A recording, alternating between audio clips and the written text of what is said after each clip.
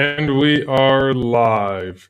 Good evening, everyone. Well, evening for me, probably good afternoon for my good friend over here, but I'm Great Paladin, and here's my good buddy, Lord Paradigm this time. Changing things up. One can't rest on their laurels. On their laurels. Oh, cool. I've never really felt comfortable as a Darth anyway, and I don't really see you as a Darth either, so I think making you Lord works. I like that, Lord Paradigm. For now. Only for now. For now. Hello, kiddies. Hello, kiddies. I hope everyone's having a wonderful afternoon or evening.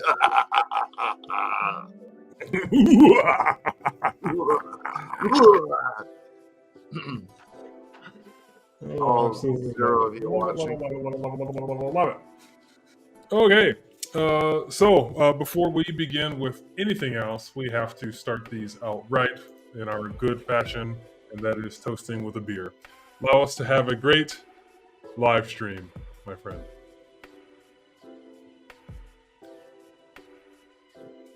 Don't look so cryptic.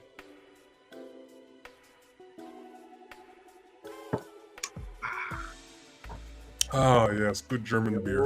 The old beer boy. So, for this live stream, my good friend Lord Paradigm and I have opted to talk about Bad Batch Season 3 now that it has released, and we have 3 solid episodes all ready to go off of. Before we do that, I think it would be fitting to play the trailer. We can watch that first, and then we can comment from there. So let's all view the trailer together, and then we will go from there. All right, here we go. Hold on! We've got troopers up top. We're running out of road! Not exactly a stealth exit, boys. Let's move!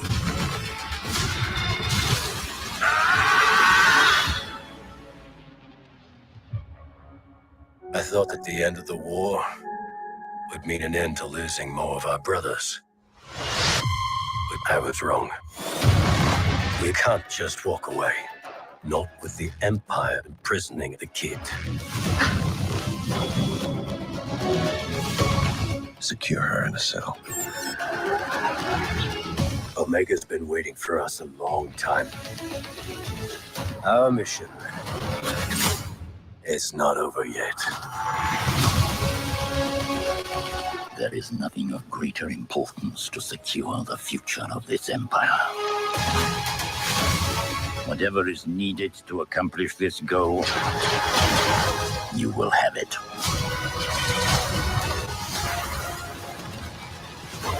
They are coming. For all of you. Give us a real challenge.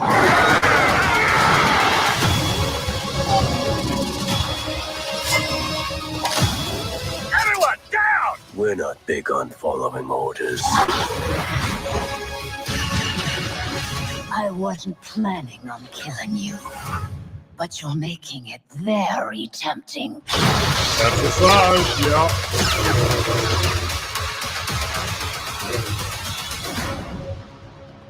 Dude, I love the fact that she has a yellow lightsaber now. What the? Oh, that's awesome. I like the locks. I like the blonde hair. Yeah. She's such a badass. I mean, it's gonna be nice having a female character that's like a complete badass.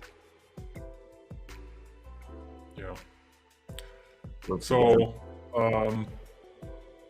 honestly, I hadn't seen that trailer, and since the day it had released, so that was kind of a nice little refresher for me. I had totally forgotten about the Asajj Ventress thing, and I personally have always liked her character. I think she is just a total badass, and really sucks for her, like, she has a great story arc, I think, and honestly, it'd be awesome to see like a series or a movie, just on her as the main character. Right? I think it'd be really cool. But I always felt like kind of like sucked how she was done, and pretty much just lost everything. I mean, I don't think you get any more devastating than that. I mean, I would almost say the dark side version of Order 66 pretty much happened to her. I mean, with losing all of her sisters and not even having like her master abandon her. I mean, just everything. And honestly, I was really kind of hoping that she was going to show up in Ahsoka or something, but of course that didn't happen. But anyway, Yeah.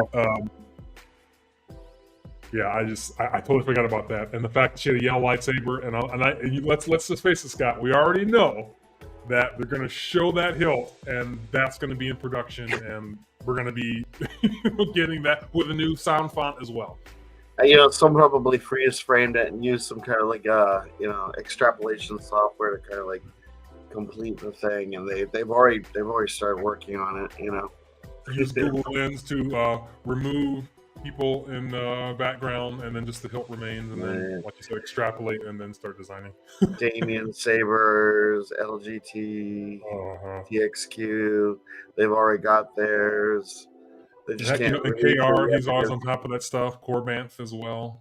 Yeah, Corbanth. And Saber Trio will do their own modified version of it. And then Electrum Sabercrafts, they have their strange, weird take on it using whatever soundboard they're gonna come out with next after Starboard fails, and wow, bitter much. So where would we begin? I want to obviously begin with the beginning, episode 1. Mm-hmm. I thought that was a very interesting one of those episodes that I kind of like, because I can see a lot of people not liking it very much because it wasn't heavily centered on action. It was mostly about exposition and setting up the mood, and it had a very Andor kind of feel to me. It just kind of the message was that technically it wasn't a prison per se, but being under the thumb of the Empire just sucks. Yeah, they're a bunch of assholes. And it was no Funsville for either Crosshair or Omega at all. Yeah, and it was interesting how she was doing her thing to care for the creatures, which I think were being used for hunting and whatever else. Almost like the raptors in Jurassic World, putting the little headsets around them and trying to essentially not domesticate them but control them, because domestication is not what they wanted, because we later saw that they were going to terminate one for that reason. But I think her not being able to, she kind of had, it was weird because she had free reign, Omega, to walk around the facility, but only during her shifts. No one seemed to question her or give her a hard time. She just walked around, did her thing, but once she got to her quarters, that was it. You had no freedom, no TV, no entertainment, no nothing. And then she had to hide the little doll, which kind of was what she had when she was with the Bad Batch on their ship. That was even confiscated. So yeah, it's kind of weird. It's a weird solitary confinement, but not. Yeah, in a way, it's its own source of oppression. Yeah, you're being given free reign to walk around the place, but you can't get out of there. Mm-hmm. I was what's the Lama Su? Is that her name? I don't know. I think it was someone else. I'm not sure that was Lama Su. Anyway, the scientist just kept. And this is obviously full of spoilers for anybody that hasn't seen the first 3 episodes of Bad Batch, so we're totally going to ruin it for you. So, Yeah, but they'll know that when they click on that. Well, actually, yeah, they'll know that when they click on this. So. yeah. The fact that that whatever her name is, what's the name of the planet they were from that got or the Camino? bombardment? Huh? Kaminoans. The Kaminoan, that's what I'll call her. Scientist who, she kept discarding Omega's blood sample. Yeah. And I don't know. I mean, it seems like there'd be a record of that constantly happening, unless she was doing it with something else. Now, I still don't understand the significance of her DNA. So what I think, and I'm just guessing, folks, I don't know for certain, but I'm trying to tie some things together from that Operation Necromancer, Operation was it Cinder, something, but essentially what I think is that Palpatine was essentially trying to work on his immortality, so in the event of his death, all those other orders that he had set could happen. And I think what they're looking for is the purest, most concentrated sample of the original cloning DNA that I think maybe Django has, since he was gone. And I think Omega, like Boba Fett, were the last remaining ones that had no genetic enhancement. It was just pure, this is the clone, go. And I think maybe he wanted that blood or whatever was in that to be able to clone himself, so that in the event he dies, it kind of leads all up into, the Rise of Skywalker and all that stuff, him being able to sustain life. That's my guess, but I don't know for certain. Well, the thing is they had been cloning, and I assume that they've been trying to make a viable clone of the Emperor, and that which led to the experiment that created Rey's father, who was not force sensitive, because they kept talking about the M level, which I'm assuming meant midichlorian. Yeah, probably. I think they were trying to refer to midichlorian count. Hello, Raymond. I think they were trying to refer to midichlorian count without actually calling it midichlorians, because that's kind of a trigger for Star Wars fans. Although yeah. I think it's canon, and it's not as though Qui-Gon Jinn, who's probably one of who's a fan favorite Jedi, didn't talk about that extensively in a movie that is it's the first movie. I mean, it's episode 1. So it's kind of like at one, when you establish a concept like midichlorians in episode 1, I mean, there's no way around it. It's kind of a thing that's here to stay, and whatever. And let's think too, Scott. At this point, I don't think the TK program is. I mean, yeah, they've got stormtroopers, but they're not. I mean, they're still utilizing some clones. It seems like. I mean, they're transitioning at this point in the timeline. But I think when you start to think about the First Order and the Final Order and all that stuff, Project Necromancer, I think they were trying to work on this new means of cloning, but they wanted to clone for the Empire, not for the Republic. And I think maybe Omega has something to do with their plans to do that, which we, of course, later saw that it never was able to take off, like in Mandalorian Season 3, in the Shadow Council were meeting, and Hux, General Hux's father, was trying to work on that, and it didn't work, and that's when they kind of went into the whole grab the kids at birth and condition them then, because they found out that the clone thing wasn't actually going to work for them. And I think maybe this is kind of trying to lead up to Necromancer.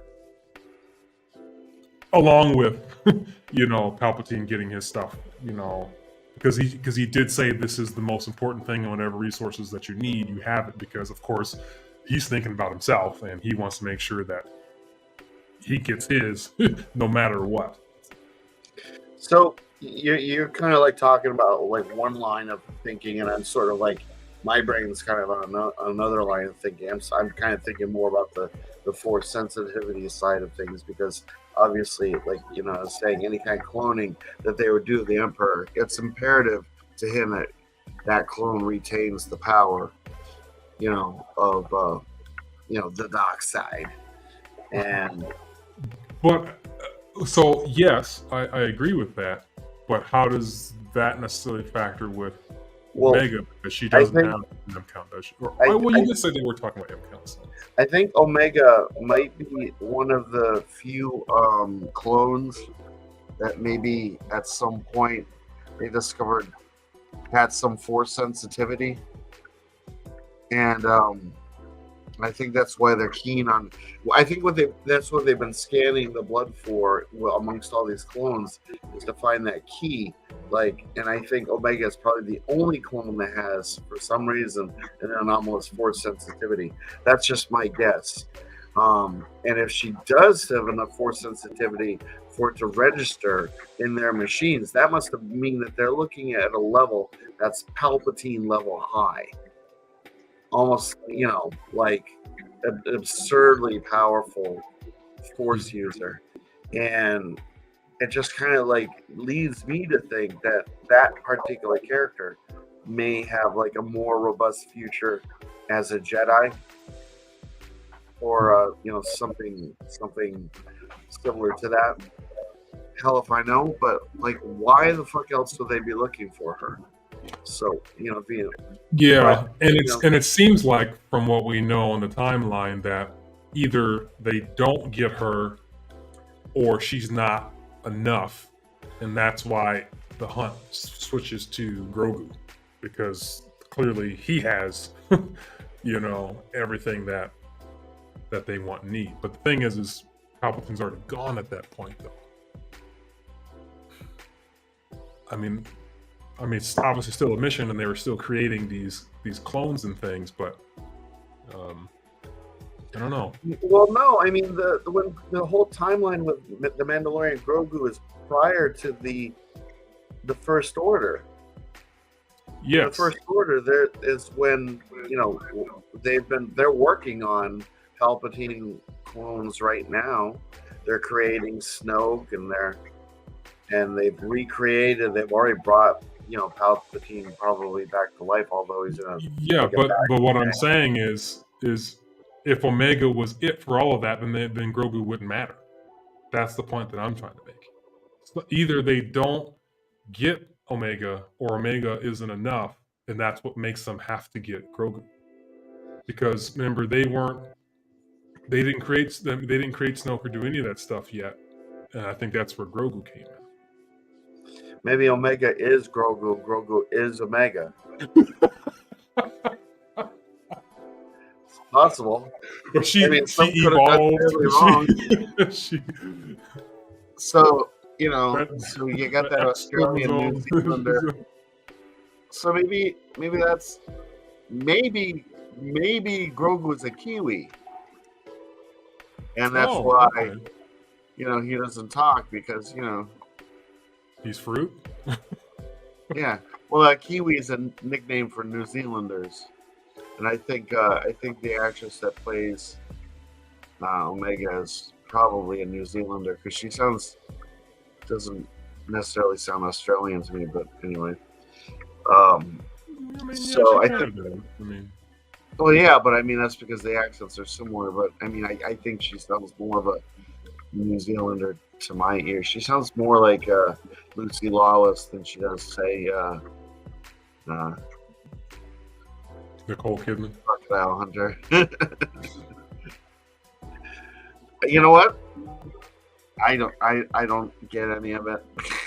None of it makes sense. Well, I mean, we're only 3 episodes in, Yeah. and obviously more of it will be revealed. But I do wish that there was a bit more action to start the season, to kind of, you know, just to bring us back. I mean, it's like Yeah, but they've they been gave gone you for a your while, action. and in this is the episode first time 3. back, and I feel like we should get a little something to excite us into what's been happening. Yeah. What do I know?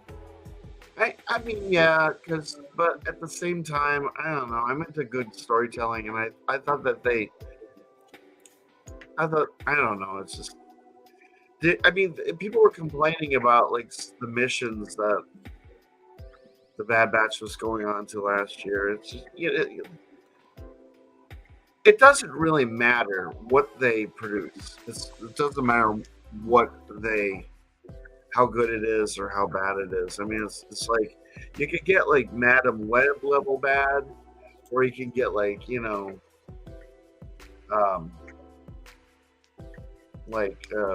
like a name any Oscar winning like classic, good. There's gonna be people complaining. Cher was an Oscar winner. Speaking of Oscar winning movies, that now I can't remember the name of it. It's on Netflix now. I just saw it. It's on Netflix.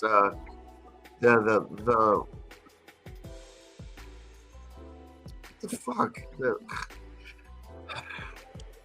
My brain completely shut down. It's the movie that won the Oscars last year. The multiverse time traveling one. What's her name in it? And the guy that was in the guy that he played fuck you. You gotta look this up. I'm sorry. I don't watch everything as a war, so I don't know. I'm sorry. I mean, I'm not saying you have to watch the Oscars. It's just sometimes. Well, I don't know what won because I never watched it, and I don't. Hold on, I don't hold have on, that hold on. knowledge, and I don't watch regular television, so I don't know. I don't have regular television. I don't either. Everything, everywhere, all at once. But that's the name of the movie. Yeah. Oh, never heard of it. Oh, there you go. Thank you, Yeah. Ryan. Michelle Yeoh and what's his name that was in Loki? It's supposed to be a really good movie. It's supposed to be Tom like, Hiddleston? really good. Huh? You talking about the actor? The actor who was in Loki. Yeah, Tom Huddleston. No, it's an all Asian movie. Oh, He like played the weird helper guy. He played the. Oh, I know. Oh, the guy who was in the Goonies. That guy. Yeah, that guy. Yeah. I'm sorry. I'm like my brain doesn't work anymore. Last week completely like. That's okay. obliterated my Just mind. get a little bit. Just drink. My next week's gonna be just as arduous. Anyway, I just saw that it's available on there, and I'm like, holy shit! Now we have to watch that because that's supposed to be, like I said, that's supposed to be a really, really good movie. And Okay. Well, it's not Star Wars related, so. it's not Star Wars related. No, well, that's what this is all about, Scott. I'm sorry. You can't Right. bait and switch people. You can't bait and switch people. Can't bait and switch Raymond. Sorry, Ray. Hey, I there's mean, like- 3 others. Is there are? Oh, Yeah. That's cool. Hi. Hello, everybody. Thank you for joining us. Yes, thank you for joining us. It was very impromptu. Well, I guess we decided 2 days? No, yeah, we kind of decided a little earlier this week, but we didn't make it official Yeah. until yesterday. We were But gonna then, do this. I just didn't post anything until this afternoon. We were gonna do it like a couple weeks ago, but my laptop died on me, and then Yeah. today my mother's laptop died on her, and so it's been kind of going around like like a disease. So back to Bad Batch, yes. Yeah, and honestly, I don't remember the order of what happened in each episode. I just kind of remember because Okay. I watched them all 3 back to back, and it just kind of all you know, The first comes episode was together as one basically big just, thing. was just Omega in prison. She's trying to convince, Crosshair to like not give up and to look for a way to escape. And then she had the thing. I don't know if it was in that episode where they showed her interacting with the little the animals and everything. And then The alien dogs. yeah, hellhounds. Which And then she did get to take one with her, so that's cool. We get to see a dog for the rest of the season. And then in episode 2 was when they were ramping up because the Emperor was going to show up. So they had a lot more personnel there. That And was think good. that's when I like that one. I think that's when things started to manifest. Like they started talking. It was more about talking about like the plans and everything, and there was more interaction between Crosshair and Omega. Whereas the first one was a little bit very low key. And then the third one was the Big Escape, which I thought was pretty cool because both Omega and Crosshair they just sort of teamed up. Yeah. And they were talking about And this is what we were hoping for. We were really hoping for Crosshair. I mean, granted, he's on the road to redemption, but at some point we're going to see him reunite with the team, and that's going to be interesting how that goes. Yeah. Because I'm sure there's going to be a lot of words exchanged between him and the team. And I think in the second episode was when we actually got to see the Bad Batch. That's when they went.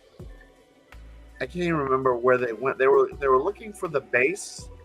They were looking for the old base, and that's when they met those 3 clone kids. So I like those 3 kids.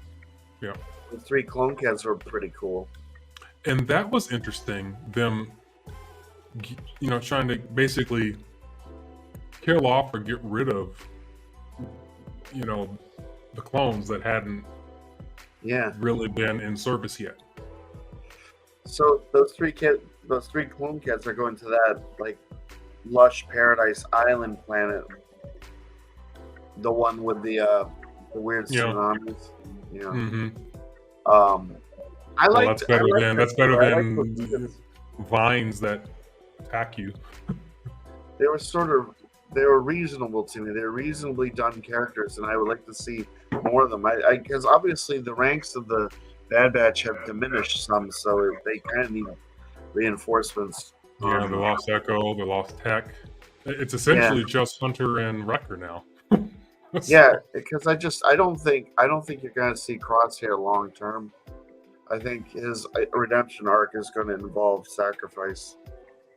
Because that's just the way so? Yeah. And I also don't believe that Tech is dead. He's going to come back. I think. Yeah, I obviously one can never say never, but I wouldn't be surprised if they somehow brought him back. But they still have the other guy. I can't remember his name. The one with the bolts in his head. That was Echo, right? Echo. Yeah. So I thought he already left. He left, but he's not dead. And he just left. He's not on the team anymore. He's working with I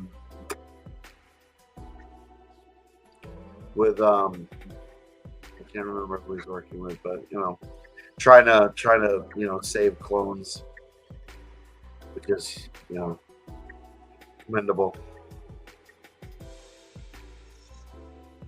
Yeah.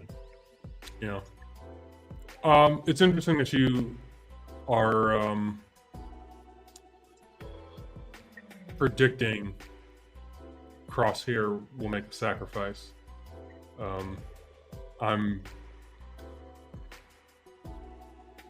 I didn't see that one coming, but it'd be interesting if that is the case.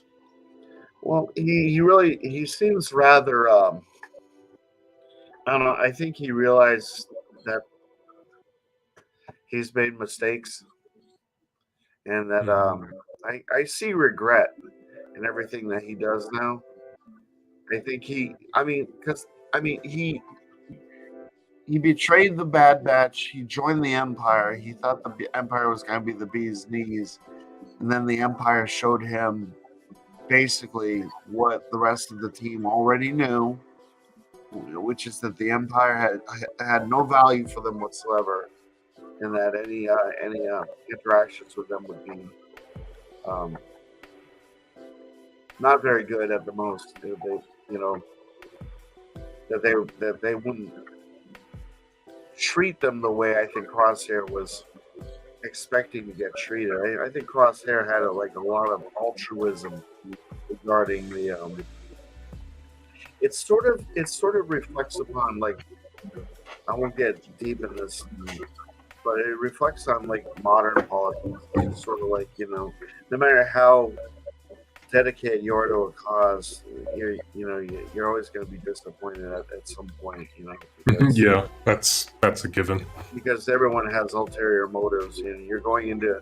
It's like, I think a lot of times when people go into politics, they think, this is going to be great. I'm going to be able to go in there and make some changes, and I'm going to be able to, improve the situation for all my friends and family and people in my Yeah, keep thinking that as you get and all this slowly stuff. corrupted from within or ousted. And then they find out that, that's not the way the system works. Hi, Titan Gray. Yeah, thanks for joining us. We're just hitting our stride. Yeah, It's a lazy Sunday. yeah, my beer's almost gone. My first beer is almost gone. It's a tall boy. Yeah. So I see redemption, but then again, maybe, I don't know, maybe Crosshair will be the one guy in the team that gets the reward and gets the girl and goes on to live a long, happy life while the rest of them, Maybe. We shall see. I'm interested to see if Tech is actually dead or if he survived and he returns. I'm definitely looking forward to seeing them reunite. That would be Hunter, Wrecker, Crosshair, and Omega. It'd be cool to see Tech back in the mix if possible, and perhaps Echo or Rex, who knows.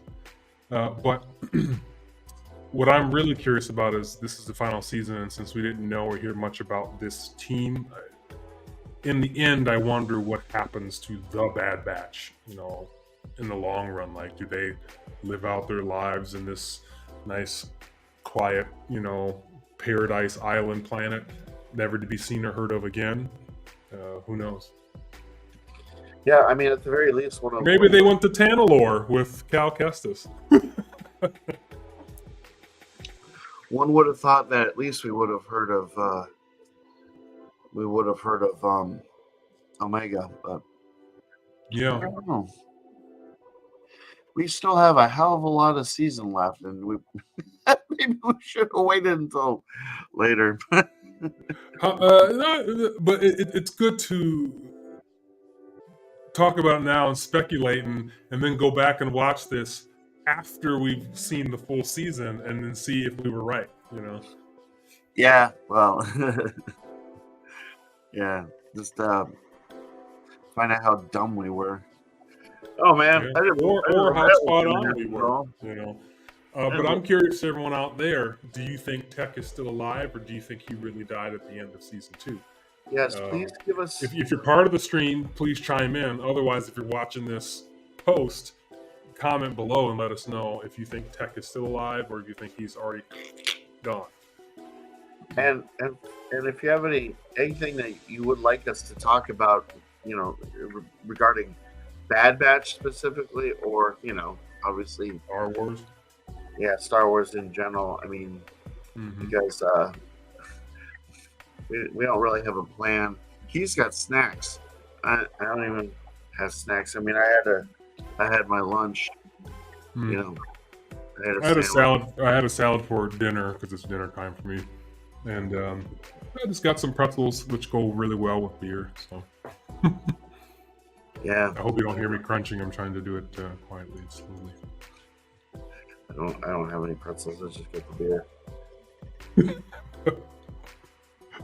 I was drinking Well, my I mean, beer that last. pretty much covers all that we have or know about Bad Batch. I do think it's cool.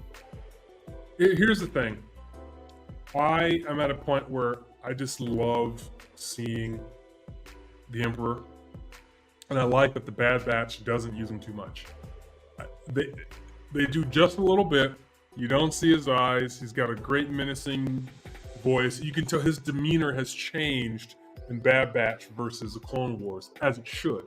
And I think it's a really good fit.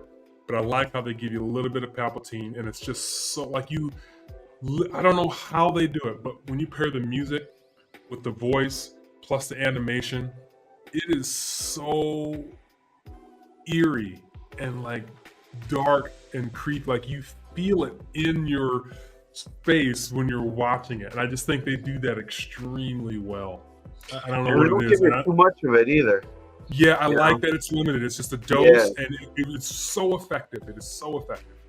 Oh, and he was so pally with that doctor. What's his name? That guy.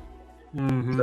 Those guys are on the same page. They're just Yeah, like, and he's an interesting guy too. And it's funny because Okay. in the Empire, everyone's out for power. They want to be the strongest, and of course, his whole thing was, are you going to make me head of all science division in the Empire? And of course, Empress says, we'll see. But everyone's trying to suckle at the power teat.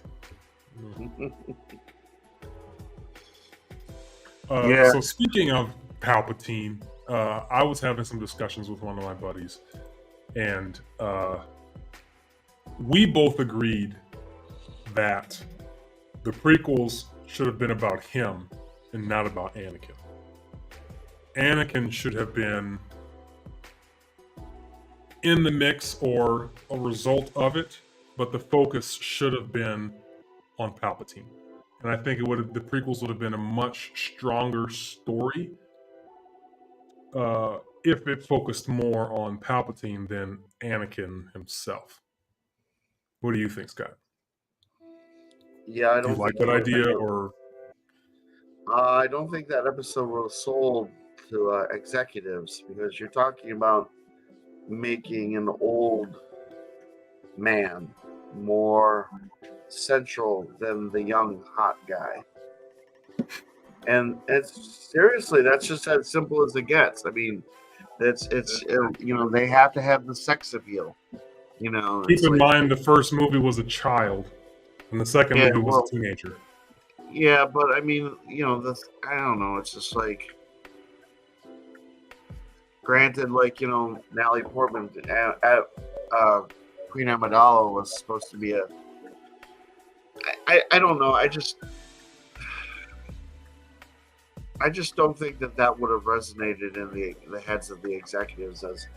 I mean that. 'Cause But- I believe But that aside, we're talking about the audience, the people, the fans. I think storytelling, I'm not thinking about the politics. I'm thinking about the story and how it come across to us. what we're talking about here, what we need, what I'd like to see is a young Palpatine rising up through the Yes. ranks of governance on Naboo, and dealing with his whatever Well- his name is, his Sith Lord, Darth. The first Vader. episode was entitled Phantom Menace, but you didn't really get the sense, you didn't feel that in the story based off of the title. Like, A New Hope makes sense. Empire Strikes Back made sense. Revenge of the Sith made sense. Return of the Jedi, all those made sense. But Phantom Menace, based off of what we got in the movie, it didn't really make any sense to me.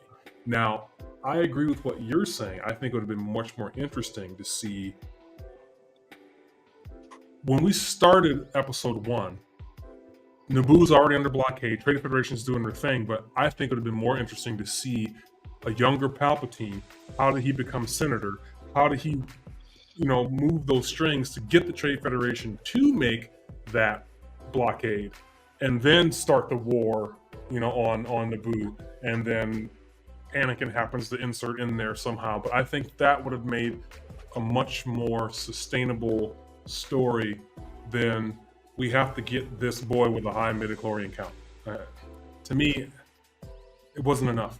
But Palpatine, and let's face it, everyone knows that when Star Wars starts to go to shit, you bring in Palpatine because he he saves it. He makes it good. He gives us a good story, and people love the actor. Ian McDiarmid is amazing.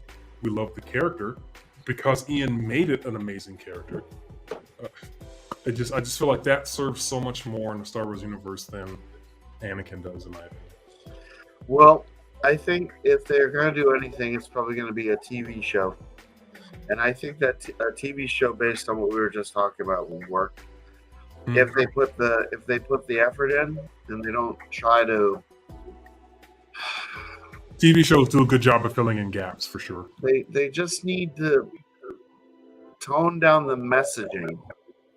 We don't need to see societal messaging because Star Wars is supposed to take place in a completely separate galaxy with Far different away. socio-political, balances, whatever you want to call it. It's not here. It's not now. It's not like 2024 America or 2024 Earth.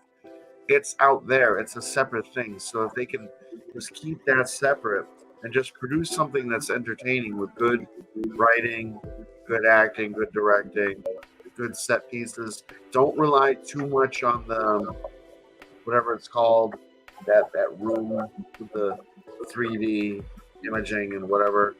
Just actually have practical sets and practical effects. Yeah. And that's why the TV shows are so good because they're using real sets, real props, real costumes instead of the CGI stuff. And to me, it's so much better. It means so much more. Like I was watching the Dark Crystal series, and they were doing it like they did in the original '80s, where they actually used the puppets and created the props, and everything was real. And for that, it just to me, it feels and looks so much better. Yeah. So that's a pipe dream, Yeah, of course, But I mean, I think it would have been.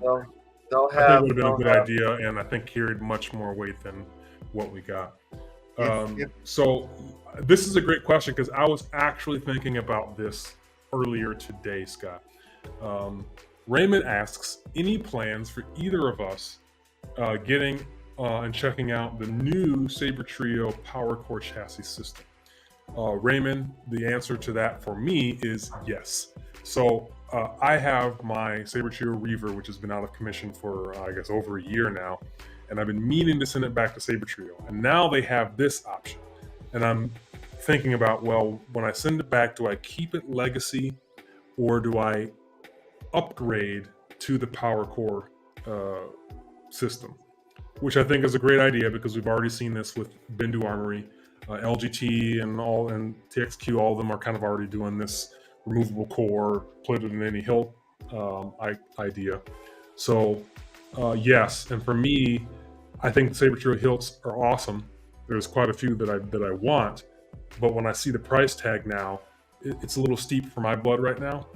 But if I had that power core, knowing that I could spend $200-300 for just the hilt and not worry about paying $500-600 for that and electronics, I think it's a good option, a good idea.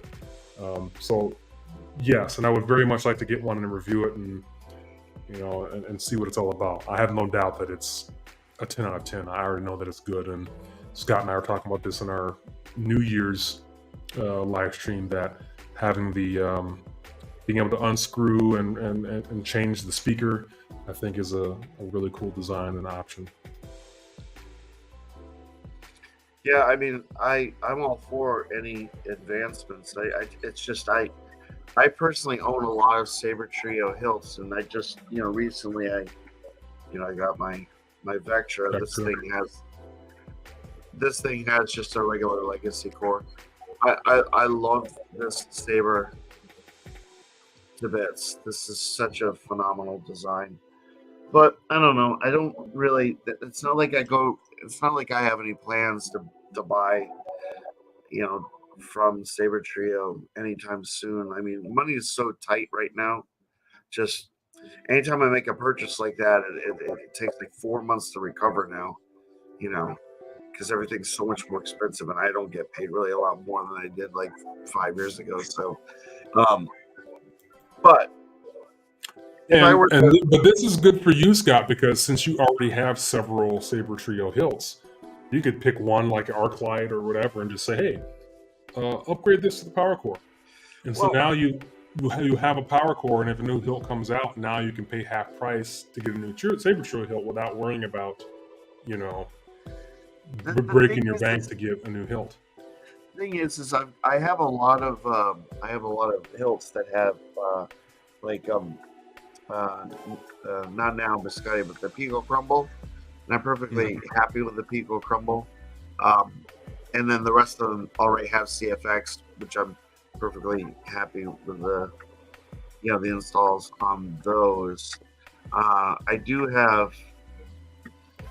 Yeah, actually, I probably won't be upgrading the ones that I have, but maybe a couple years down the line, if I find a used one on the market, like I don't remember the name of that brand new hilt that they just came with, but if I saw one of those at a decent price, I might buy one of those secondhand. That's just kind Well, of I mean, if I do you're my thinking shopping. about being budget conscious, I mean, you have a few Saber Trio hilts that are either CFX or Pico Crumble. I mean, honestly, having one light Pico and one dark Pico will be enough for me. So if you have a second or third light or dark Pico Crumble, the upgrade is going to cost you less than trying to buy one secondhand or buy new. So my whole thought is upgrade one of yours for 150 or whatever they're going to charge, and now you've got that core, which means that if a new hilt comes out or if someone sells one, regardless, you've already got the new system where you can just say, "Hey, I just want the empty hilt for $200," and you're done. Versus paying 500 or whatever secondhand. I'm just if I had more than one Saber Trio, I would upgrade one of them for sure, just so I could have that option in the future. I guess I just haven't really given it too much thought. I've just sort of been comfortable with my collection as it is, and I don't really. Your 80 lightsabers. I know the community still. A lot of us have asked how many sabers you have, and of course, you're like City of Sabers. Well, you will not divulge that information. and I don't think it's because you are keeping it a secret. I just think it's because you have so many that you just don't feel like counting them all. Yeah, I Let me go count don't my know. money. Like, oh, let me go count my sabers. I would the thing You're is, the Scrooge McDuck of lightsabers, Scott. I'm the smog of lightsabers. To be perfectly honest, before I buy another Saber Trio, I'd probably be more inclined to get a Genesis Custom Saber Ascend. I'd like to get one of those with the etched ring. It has like this little ring, and you can get on. I think it's like he has 4 or 5 different etching patterns that are pre-done, so you can kind of get one of those customized. But if I did get a Saber Trio and I had the money, I really would like to get one of the ready to ship, etched ones. Those are beautiful. I mean, they are so nice. The etching along with the powder coating,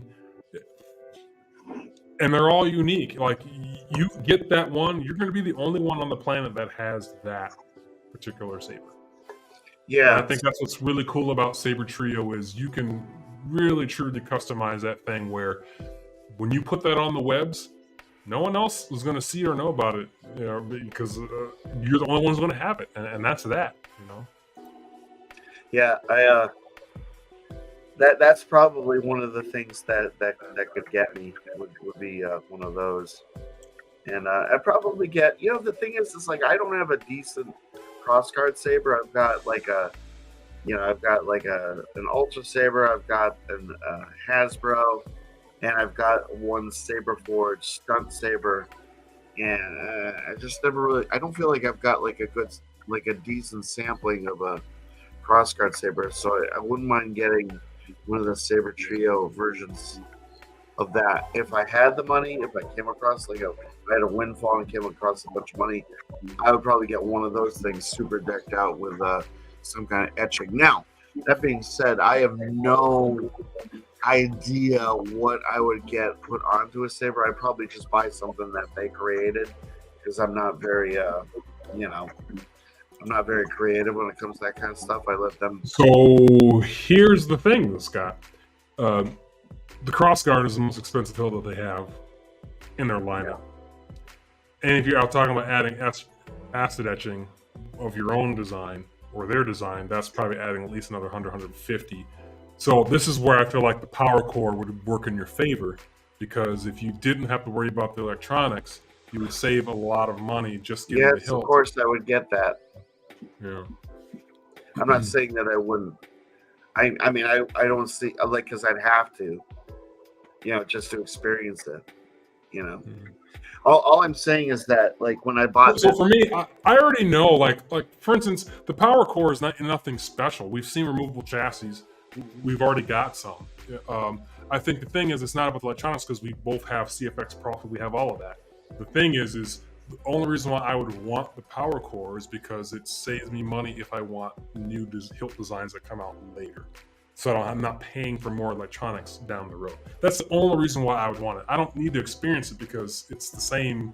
It's going to function the same with or without the power core because I already have a CFX and I already have a Saber Trio hilt. It's the whole, if I upgrade this, it's going to save me money in the future because I'd never have to buy electronics again. I like the concept because it allows you to, if you need to have it maintenanced, if you replacing the speakers It's a easy. thing and you're done. That's the I thing. didn't even think of that. Speakers are always kind of the first thing to go, no matter how much you miser the sound. I never use any of my sabers at full volume. I'm usually 75% or maybe a little bit more, maybe a little bit less. But my Genesis Custom Sabers Creed, I had to swap out the speaker on that. It was a real pain in the ass because the cord, the wires to the board or the speaker itself. Once because once you work the speaker out of the housing and you undo the solder, you're not losing any wire. You just maybe clean it up a little bit. You twist it and it's just like you have an eighth of an inch to work with. Yeah, and that's frustrating. And then you try to get the other side soldered and you have no slack. So you have to get really creative. And I managed to fix that thing, and I got that speaker in there. Rob told me, what to buy, and he told me what he uses, and I just stuck with what he uses, and it's working great. But it was a nightmare to swap that out, and I like the idea of my Vader's Vault, my the hell's that thing called? I hate the way my brain is not working today. Anyway, I've got a Vader's Vault saber where you can just kind of unscrew and there's a little. It's the same thing. It just screws off, and you can swap it out and replace it. Somehow. That's why I liked the older LGT cores and stuff because they had the quick connector, so you could just take it off, put the new one on, quick connect, and you're done. And I thought that was great. Well, I mean, the freaking Bad Axe has that. It's great. And I love it. Yeah. It's just if you need to, you just say, "Hey, Rob, can you send me if you don't want to feel like dealing with that, you pay him X number of dollars. I'm sure it'll probably be $75 to $100, but he'd send you the new thing, and you just plug it in, you're done. Yeah, plug and play is always the best option. Yeah. So when I want to address Volt here because when Saberforge released this, you sent me a message about it, Scott. Volt wants to know: have we seen the new Saber Trio Medieval Equal Sabers? And the answer I like is it. Yeah, I like it a lot. I think it's really, really sharp. I mean, I like the katana sabers that they came out with, but I think the new Medieval Eco is. If I had the money, I'd totally get one. I think it's really cool. Do they?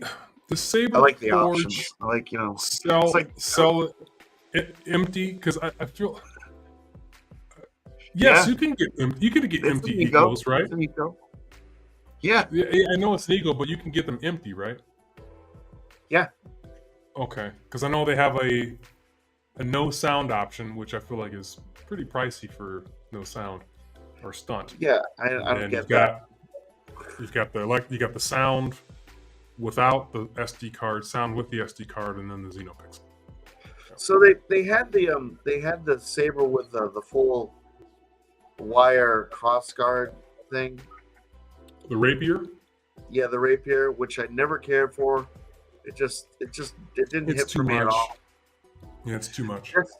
This has the same kind of aesthetic quality of that, but it's much more refined. My only big fear would be I'd be swinging around instead of just bonking myself in the head like I usually do. I'd actually go, yeah, I'd be like, oh, I'm done, and they'd find me, and then they'd be like, wow, that really sucks. What a way to go, huh? You know. Mm-hmm. I just poke your eye out, kid. Let's take a look at it. I'm gonna find it here, and that was an Eco.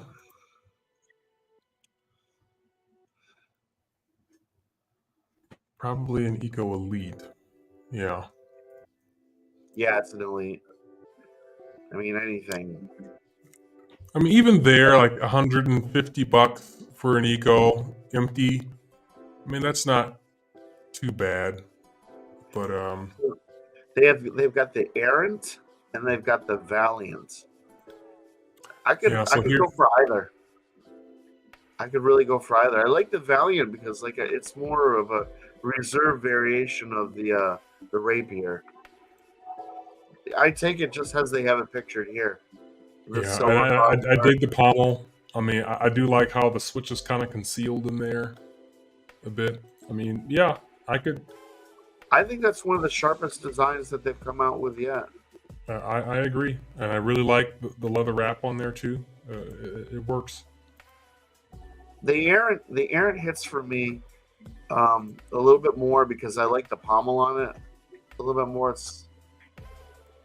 I guess the errant's more my speed. It's funny how it's the same price. That sharp. This is the one that you're talking about, the Valiant. Honestly, this is okay. I like this too. This is much better than the Rapier, like you said. It makes more sense. You know, I think I'd rather go with the other one instead of this, but I could use this too. I mean, I'd love to get this with just like a baselit. Okay, so you can get a Xeno RGB, and that's like. I'm surprised this is not offered weathered though, because I feel like the brass pieces here would look good weathered to kind of give it even more of a medieval look. Yeah, but you know what? The chrome looks good, and I hate chrome, but this works for that. Yeah, this is a proper amount of chrome. And their chrome is very reliable. I do like the Gladius here too. And then of course, you gotta get a genuine leather wrap, and that adds $20. And then I'd get a 32-inch blade. It's funny how you can get a weathered blade plug. So yeah, you end up spending $270, and you're right out of eco pricing. Yeah, it's no longer. No, we keep saying this. At least I keep saying this. But folks, I really miss the Saberforge days when you got an Eco Saber for $120 with electronics that shipped within a week. I miss that because the hilts were nice.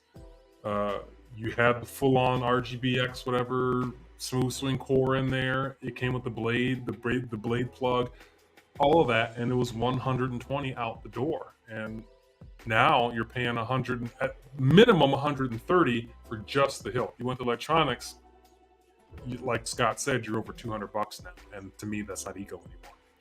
Look, I'm looking up the Stalwart. I picked up a Stalwart. It has removable electronics.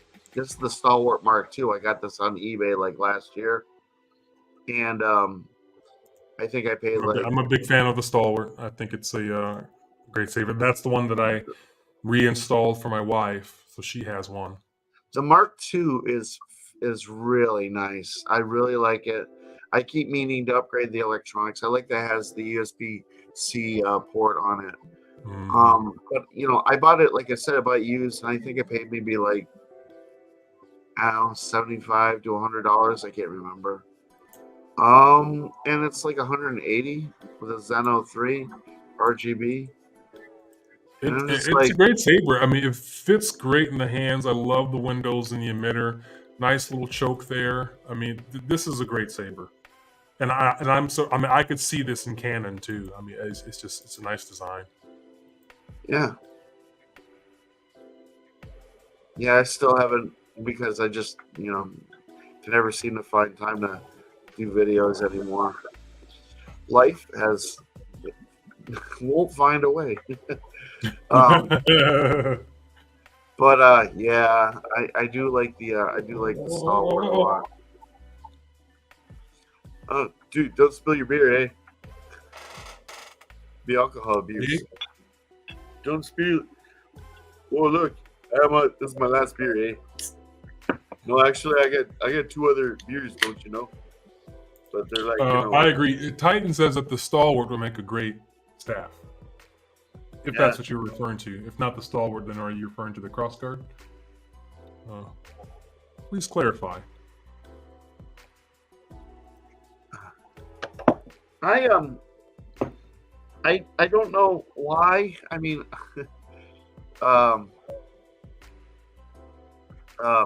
Forged by Light, our friend at Forged by Light, Shannon?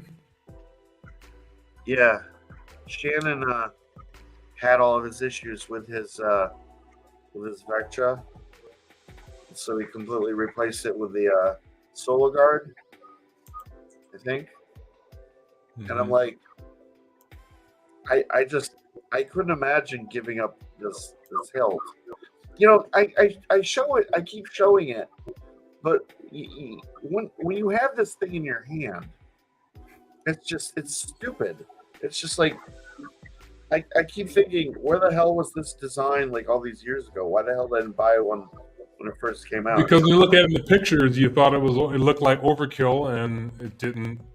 It didn't hit me at all, but once you have it, once you hold it, it's just like, sorry if I keep going back to that. It's just it's kind of my favorite saber now, and I just like constantly like futzing around with it. I don't even have that many sound fonts on. I've been like, the one sound font I've been using, it's called Sage. It's so subtle, but listen to this. Does that kind of sound like an idling jet engine? Yeah, jumbo jet. And when you swing it, the swings are very subtle, but when you get the accent swings,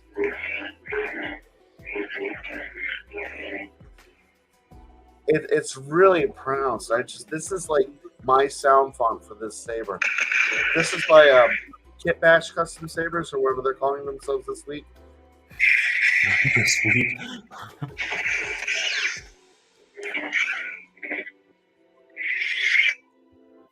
I love this thing. 2 bits. But yeah, I agree. Go ahead. I was going to say, that was one of your more recent acquisitions, and when we get a saber, we tend to really give it our full attention, especially if it's a good one. And so for me, my most recent acquisition was the Keller and Beck lightsaber, and I've been using that one quite a bit. Yeah. And I do enjoy it very much. It's funny how we continue to acquire more sabers, but we still have our go-tos that we always enjoy to pick up. I have sabers that I haven't touched since I bought them, but there are some that are just, it's a go-to, and I know I'm always going to go back, pick that up, and swing it just because I enjoy it that much. Going back in the conversation back to Saber Trio, when you're talking about getting your Reaver upgraded, I think that's a thing that you should definitely do.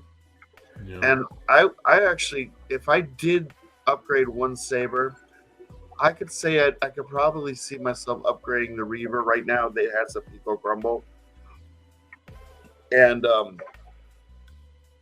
yeah, I think that's one hilt I could see. I could see upgrading to something a little bougier Yeah. if the money becomes available. I mean, I don't know how much it'll cost to upgrade it from a Pico Crumble Yeah, to I a. wonder how much the upgrade is. You know, But I when they want first basic. released it, they were talking about it, but I'm going to look it up and see if it's actually available now. Because my guess is it'd be around $200, maybe $150, hopefully. I want I want a CFX baselit because I've got CFX with NeoPixel. I've got CFX baselit with my Genesis Custom Sabers. I don't have a baselit other than my Pico Crumble Saber Trio, and I just think that would be a nice, unique thing for me.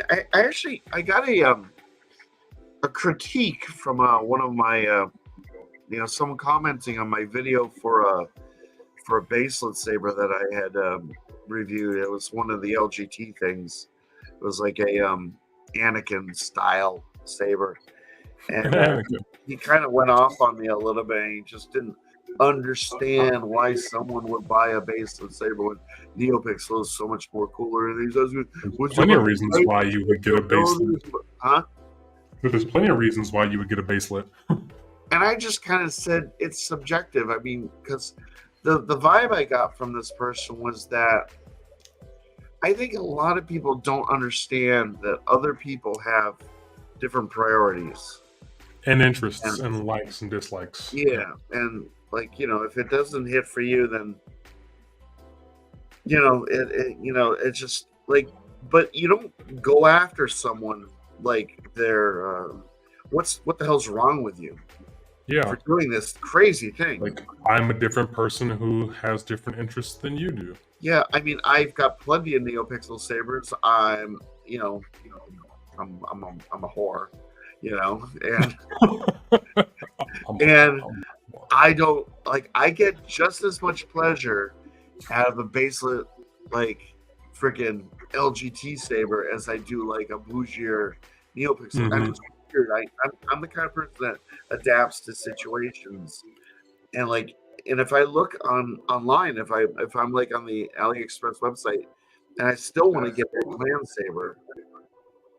Yeah, I like that too, and it would actually work with my cosplay because that's the offhand saber for Keller and Beck. So I agree. It's an attractive. Yeah, well then you need that. I know, right? But you're right still- now, my next priority is a dark saber because my Moff Gideon cosplay is shipped. It's on the way. Yeah. I don't have a dark saber yet to go with it, and I cannot walk around as Moff Gideon without a dark saber. Was looking at dark saber prices and they're through the moon. I know. That's why I haven't gotten one. expensive. I have not seen one for less than 300 something, but the average price is $440.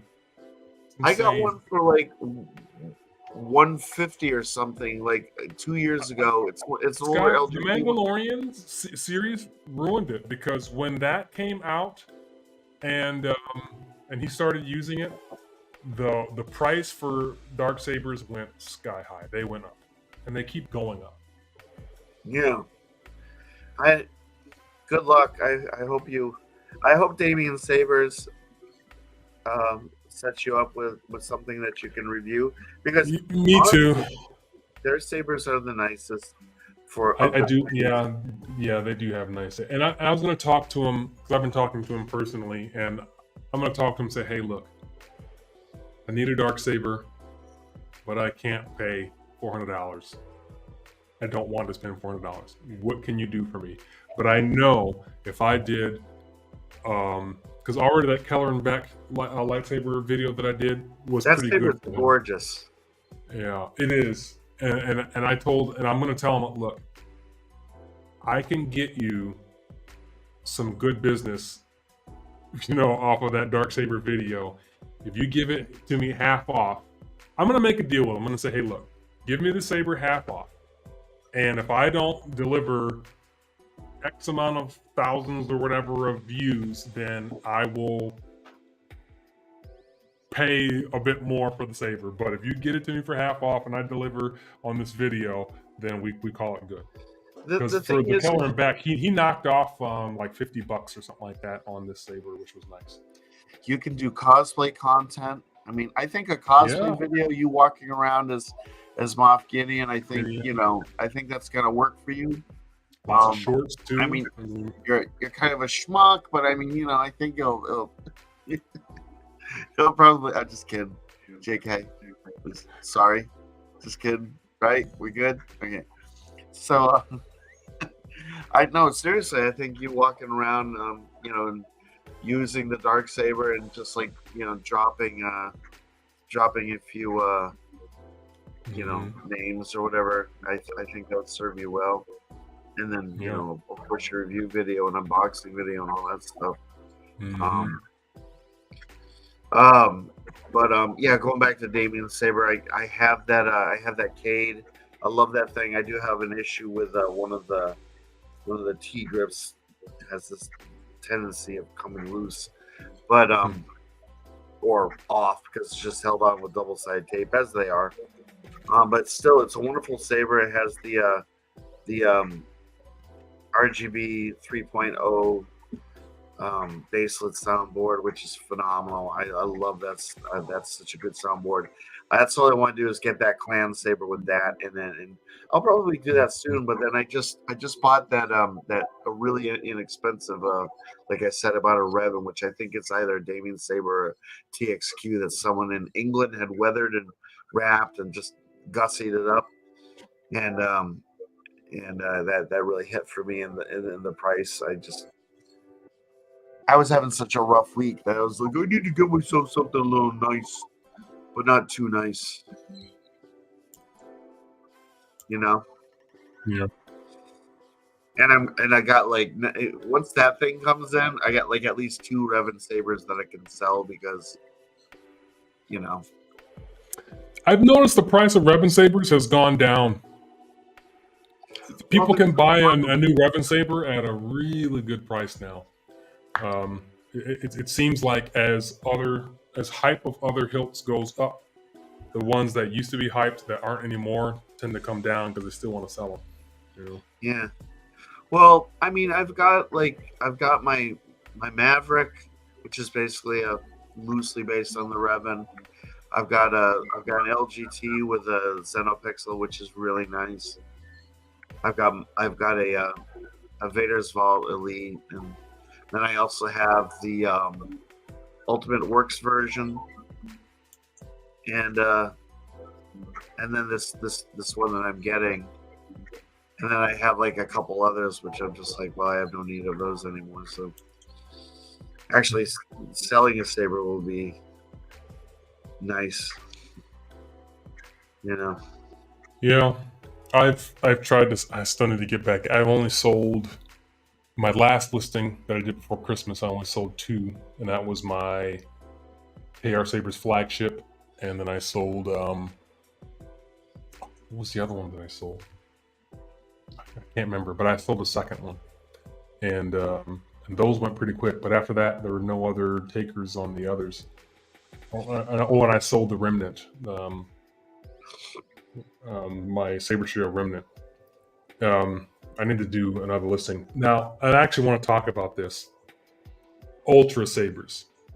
I'm going to say that again. Ultra Sabers. It almost feels like the name Ultra Sabers is like a huge turnoff for people. Now, I've had the Ultra Sabers Empress. Yeah, like Volt. No! Or no! So that's good. I've had the Ultra Sabers Empress since what? I got that when I lived in Germany. So since 2020, I've had that hilt. I have weathered it, put the little bandage leather wrap thing on there. I installed it with CFX NeoPixel, and I cannot sell that saber. I've reduced the price on it twice. No one is interested in that saber. I don't know if it's because it's Rey or because it's an Ultra Sabers hilt. And I think as soon as I put Ultra Sabers on there, people immediately just scroll past it. They're not interested. I honestly think that it's just. I think it's more about the character and that particular hilt design. I think that hilt had its day, and I just like every time I see someone, it's not like I just see that design, I see that hilt, I just go past it because I'm not Yeah. interested in it. I have Yeah, and I'm not now either. But the thing is, it's not a bad hilt though, and it's not a bad design. It just, and I think Ultra Sabers actually of all their hilt, I feel like they did good with that one. You know, like that one actually turned out yeah. nice. So you open this can of worms. I've been keeping an eye on Ultra Sabers. Haven't bought anything from them. They have several new hilt designs. One of them is Really? they have a, I think it's a Sifo Diaz. Wow. They've got Okay, let me go to their website because I have not looked at them in what, they 3 years have now. some new hilt design, and they have a lot more install options, and their prices aren't quite as high as I remember them. I mean, they And still have they're actually selling TXQ sabers now. Crazy. yeah. I mean, I don't really, I'm, whatever. I mean, you can like, who cares, right? Yeah. Seriously, who cares? You can get those anywhere. So they have The site looks the same to me, but if you go down to the Enigma, that's a what's his name? all these sabers look the same, and they're all terrible. Okay, so there's maybe I need to look under Inspired Premium. Single bladed.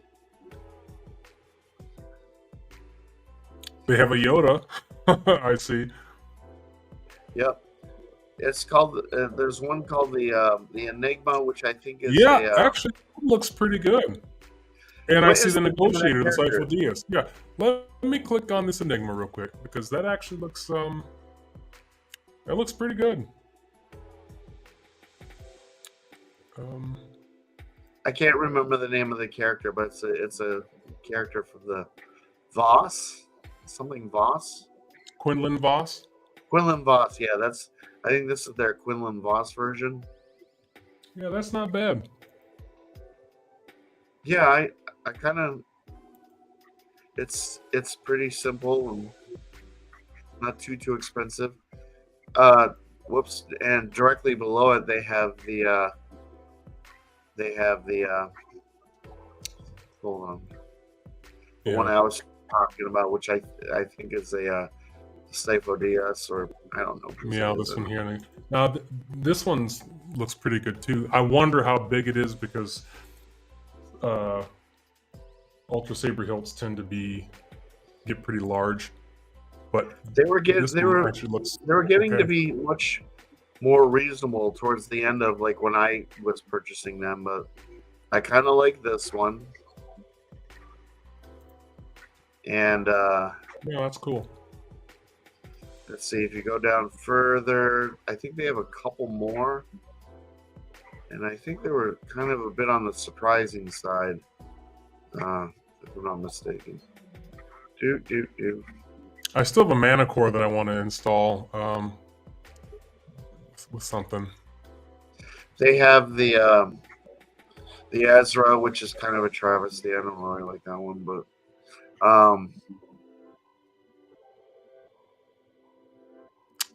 yeah, that doesn't look very good. Oh, okay. Go down to the Brylark. Yeah, that doesn't look good. They do a Gunji, and it looks good, in my opinion. Honestly, their this Berenian isn't bad either. Kind of like that Well, I have a Duranian. I still yeah, have that kind it. of I can't think of her name right now. Plo Koon has something similar, but Luminara, it's kind of similar to hers.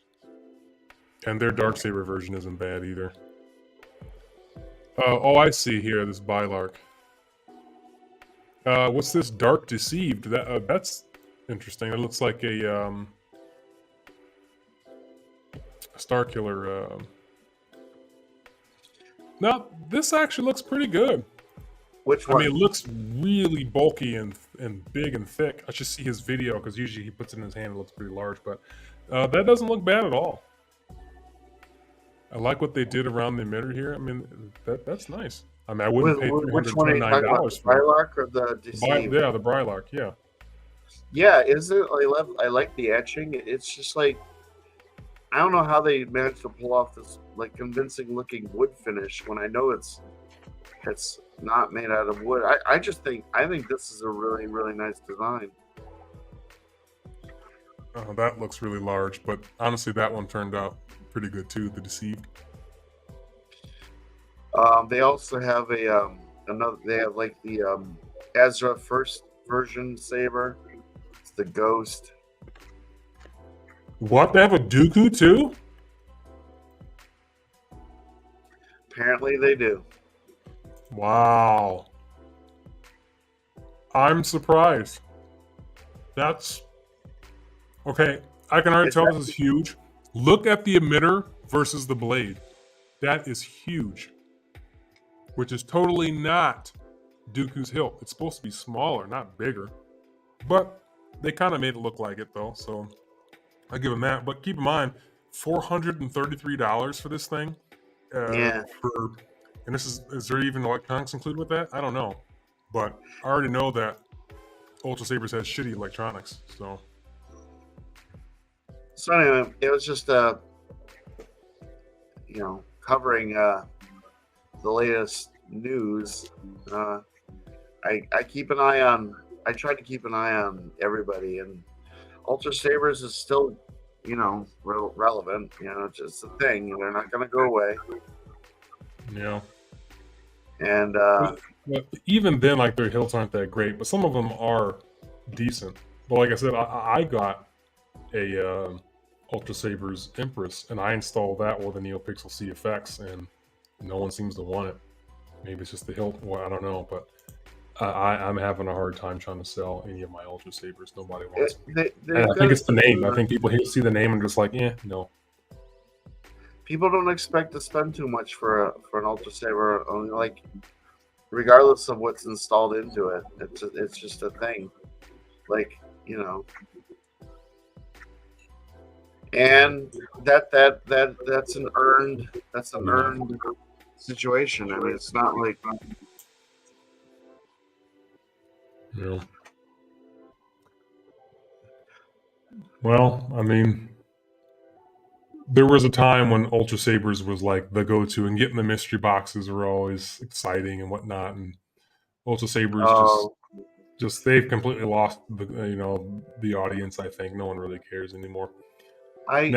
Mystery boxes, man, I feel like that whole culture is kind of gone now. Just period. Like, not just lightsabers, but like mystery boxes were a thing for a long time, and now mystery boxes just aren't really a thing anymore, which is really sad because when I finally got on board with them, I thought mystery boxes were pretty cool. It's fun. You pay one price and you don't know what you're going to get. I mean, it's pretty exciting, but especially for lightsabers. I miss Saber Force mystery boxes because they were the best.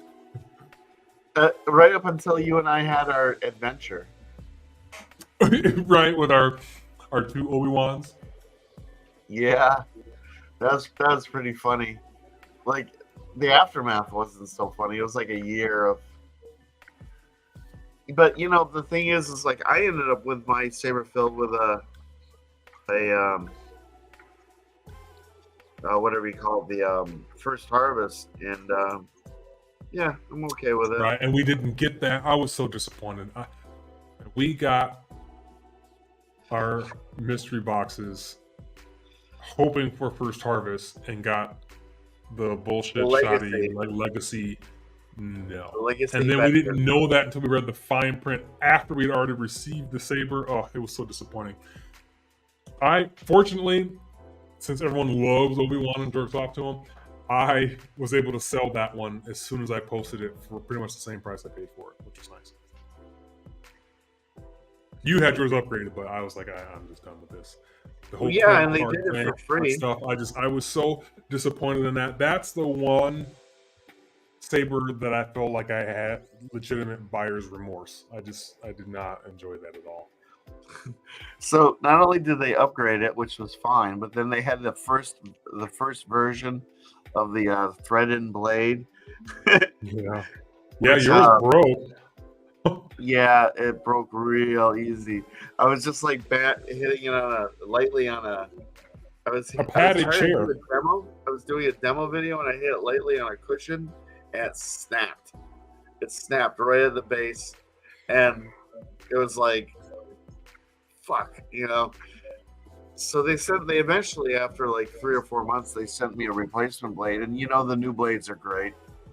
I wouldn't go dueling with them, and I wouldn't want to like go too ham with them, but they're durable enough for like a replica saber if you just want to like show it off to friends and family, and I have no issues with it. But the only thing about the thread and blade system is just like I have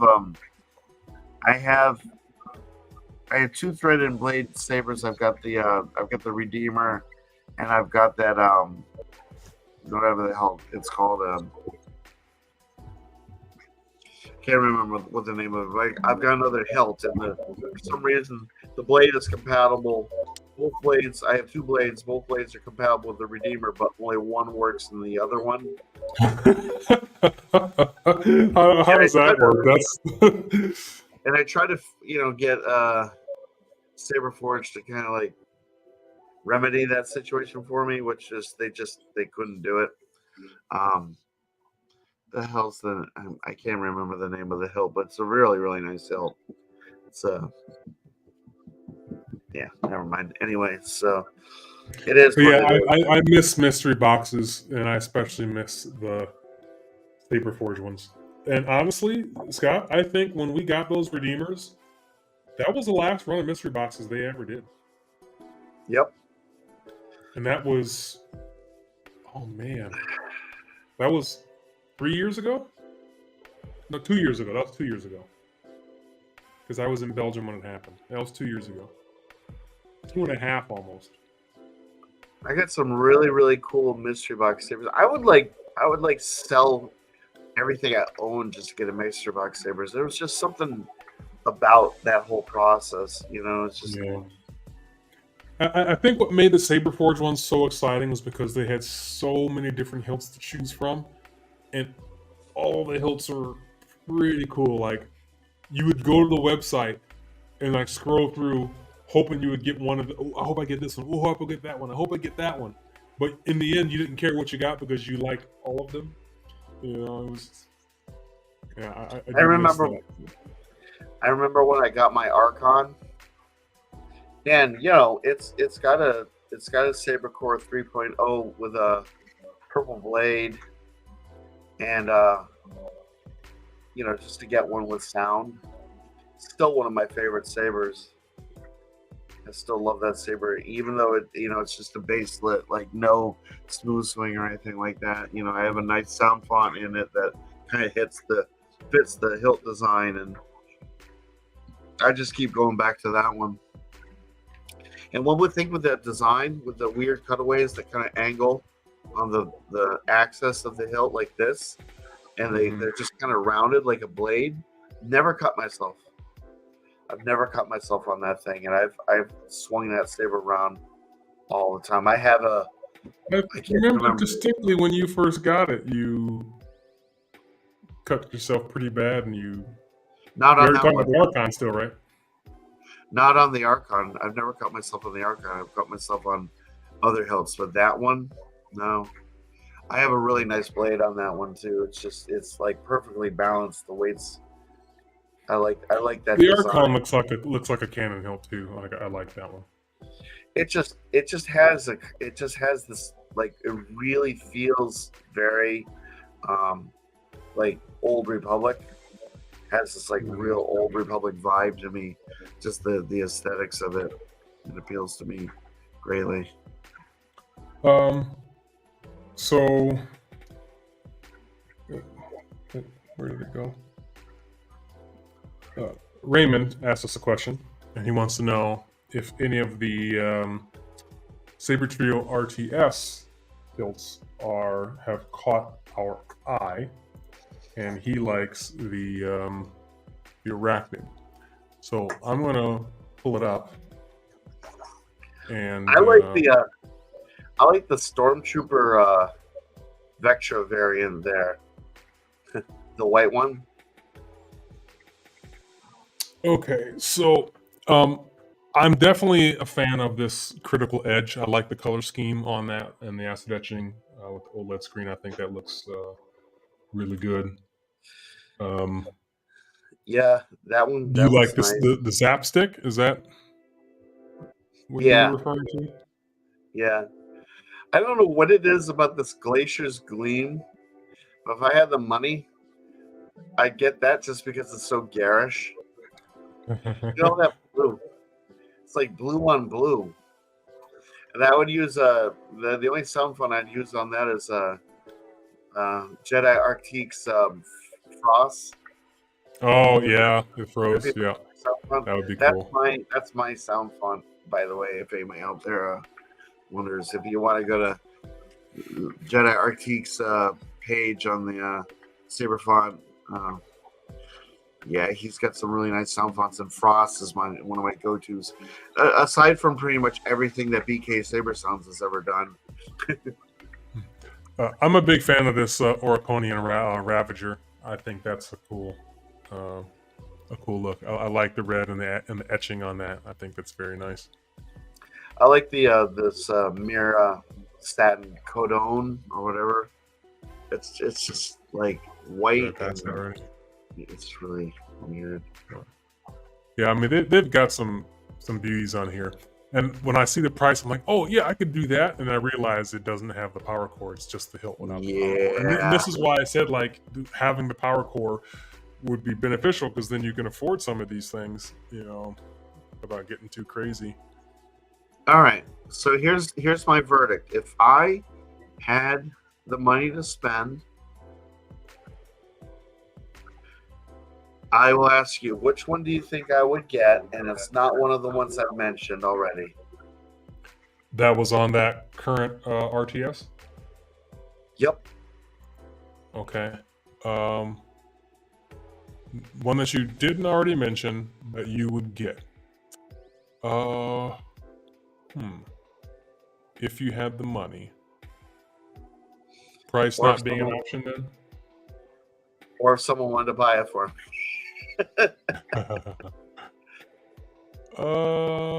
What's funny about that? I'm trying to go off of the style that I know you have, and also what you've been mentioning or saying. Of the ones that are here, my guess would be this Mira Satin Codone. No, that's one of the ones I mentioned. You mentioned that one. Oh, I did. I'll give you one more try. Okay, I missed out, because my other guess was going to be this one here, this Orodium. Orobium. Actually, I would get the Shadow of Gahen. Shadow of Gahen. It's a Skylar. Mojo Dojo. So that right would here. That would be because I think the Skylar is the most. If I had to have like a saber, that would be my carrying saber for practicality. Like if I had to, wear that out into the wastes, and gallivanting around the galaxy, and I just need something on my side that's reliable that I can fight with and defend myself and survive. I'm a big fan of the Skylar. I didn't like it at first, but I very much like the Skylar, and this one's cool too, this Imperial Dark. But I think the Skylar is a cool design. I like the slant of the emitter is on the side of the button. The choke points are phenomenal. Absolutely, And I love those tiny little windows in the middle. It's enough to make it Yeah. tasteful, but not enough to just throw it in your face. Because sometimes you get kind of crazy with the windows. But yeah, I do like the Skylar. And I like the etching on this thing. It's just like kind of Subtle, but yeah, it almost looks tribal. yeah, exactly. It just this thing really hits me. The slight weathering. Yeah. Oh, Yeah, so Raymond like- just sent me a photo of his Spider-Man arachnid hilt, and that's pretty cool. I'm just not a big fan of when lightsabers cross over into the real world. They really You know, go with for it. Yeah, that's cool. oh, is that his own design? Sorry, there we go. It's hard to tell because there we go. That's pretty cool. That's sweet. Is that his own design? I think that was an RTS that he got in January.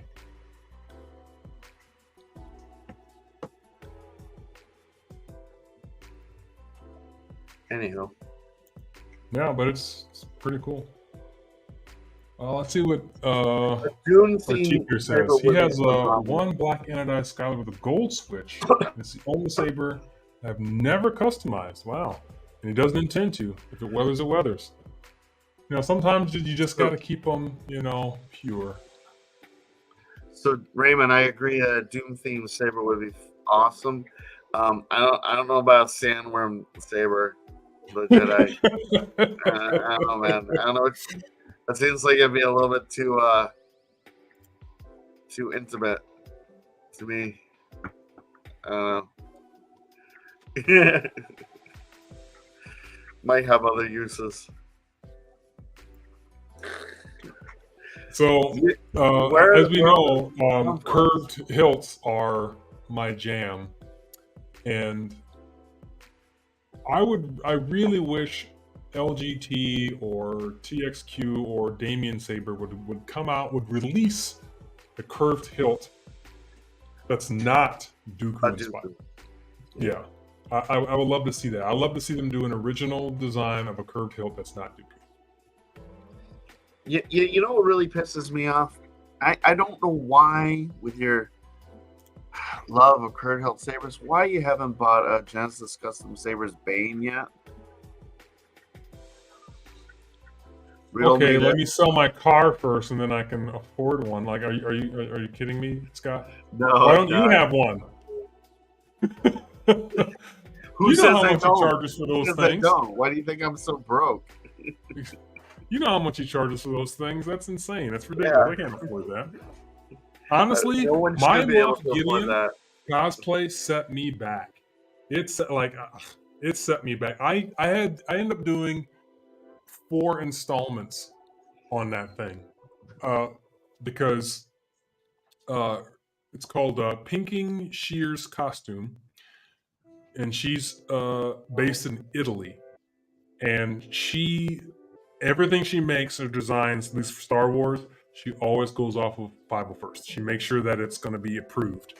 And she does all the finest fabrics and things like that. Like mine's going to be garbadine, and it's totally legit. I think I sent her like 18 measurements. Like I had to measure like every single part of my body, and she's did it all by hand, and she's putting magnets in, so when I put the chest armor on, stuff will attach. Like it's gonna be nuts. It's gonna be insane. And when I saw the price, I was like, I can't believe I'm spending this much money for this. But since I did it in installments, that's why I haven't bought any new sabers in the last several months, because my money was going towards installing on this Moff Gideon. But and then I had to have the 3D. I had to have the armor 3D printed, so that's already shipped and coming. So the last thing I need is the Darksaber and the boots. Everything else is done and on the way. It's a shame that you couldn't figure out a way to. I hate to say it, Volt, but it was 4 figures. Really? Like I said, I did 4 installments, and I started in the summer, and finally finished and shipped in February. So, yeah. Or was it 4, maybe 5 or something? I can't remember. But I started paying in the summer and finished it in February. Yeah. But in the end, But all my other cosplays, I only paid like $100 or less, you know. But when I get this, I'm going to be really excited about it. I really love the character, and I think Moff Gideon and some of the usually the Star Wars villains, they survive the test of time. So I feel like, and since he carried the Darksaber, that already makes him iconic. So I think having that for a while will work. And even as I get older, think about it. People have been cosplaying as Obi-Wan Kenobi since the 70s. You know, so, and then the older I get, the more I'm going to look like Moff Gideon. So, I'll be right back. I just gotta go check on something. Okay. okay, and then you can answer this question from Artik when you get back. I will do that. Yeah, so for everyone else, this Moff Gideon cosplay that I'm going on, I'm really excited about it. So I have Director Krennic, which I actually started and had in 2016, and then I kind of lost some pieces when I moved to Europe, so I had to rebuild it again. So I've got Director Krennic, and then my recent videos I also did Jedi Dooku, which I think turned out really well. That one's done. All I need is his lightsaber, which, again, that's more money that I don't want to spend yet. So I can just use my Genesis Custom Sabers Bad Axe for that one until. Then I've got Keller and Beck, which I finally got my brown boots in, and that works and looks really good. So that one's actually ready to go, Keller and Beck. And then my Gideon, which is on the way. So I'm really looking forward to releasing that video. Hopefully, I'll have everything next week, actually, because the armor shipped the beginning of this week, and the tunic and cape shipped the end of this week. So, yeah, hopefully I'll see the Gideon next week. And then I have to save up for Darksaber.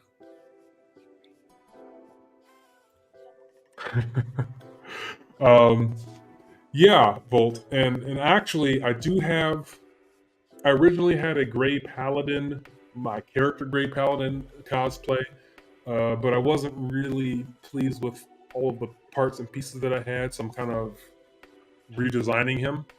And hopefully I'll have that here soon, because I've got some new parts coming in for that, and then I'll do another video on that. So I've got quite a few cosplays now, and hopefully with a little bit of balance.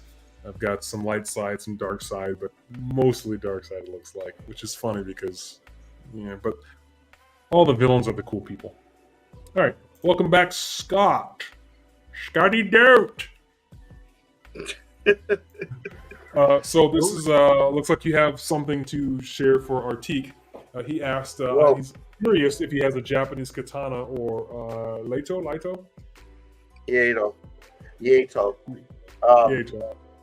Ieto is the art of drawing and sheathing a sword. Ieto is the actual sword. This is just one of my katanas. I have many. This is the one I keep by my door. It's one of my sharper ones. But Ooh. I don't know if you can see the hamon on that one. Has a really nice hamon. I really need to oil this one, but this one could cut through a guy. So I don't have a Bokuto. I would like to have a nice one. If you get like a really nicely carved one, they can be rather expensive. I'm assuming you're talking wooden sword. Bokuto implies wooden sword, at least as far as I know. But I've seen plenty of places that sell really nice Bokuto, which is basically just a practice katana, designed for not injuring yourself. I mostly have my katana for self-defense. I do have an E8 as well. It's a little on the heavy side. I do practice with it for strength training just to keep my edge, so I can still cut. So I have cutting swords. I have just practice E8 just because I did injure myself at one point. In case, I don't know if you can see it, but I have a scar right here where I severed a tendon once because I was an idiot. But yeah, I've always felt the connection to Japanese culture, and I've been a practitioner of Bushido, or rather an adherent to the disciplines of Bushido for probably about 15 years now. All the virtues of the samurai, the unwritten rules, honor and respect and courage and whatever, all that stuff. It's just kind of part of my life. But yeah, I'm a blade guy. I'm not a gun guy. Yeah, I don't have a katana, but I have a bamboo practice one because I was wanting to do some stuff to work on it. But it's interesting. That's basically what a bokuto is. Okay. Yeah. I mean, they traditionally don't have a guard on them. But yeah, actually, I could remove that. It's I just put it on there because. See, Raymond, he has an actual Hattori Hanzo.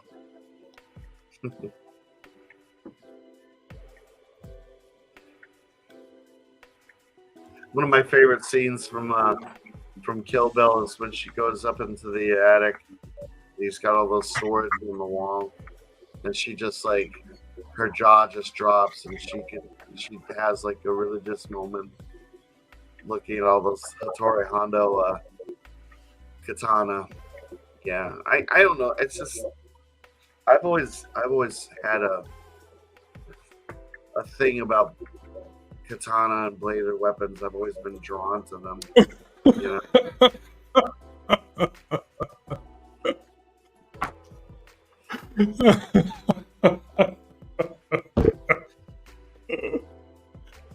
I don't know why I find that so funny right now. Because we've been talking about so much stuff, and it's just like, what about the drone attack on the Wookiees? Sorry, Scott. Yeah, so, Scott, what about the drone attack on the Wookiees? Please, answer this. Well, it was rude. Why would you do that? I mean, I did that in the fuck was that video game? I can't remember anything today. Speaking of video games, I'm glad that you said that because I don't know if you've actually played it, but I want to talk about this one. This was released. It was put out earlier this week that Battlefront Classic, or the Classic Battlefront, will be available on all platforms in multiplayer. Now, free to play? Yeah, as far as I know, yeah. Now I know you have, I think, Battlefront 2. You just don't really play it much. But I did play the originals on my Xbox and then on 360. Or Xbox 360. And I thought they were great games then.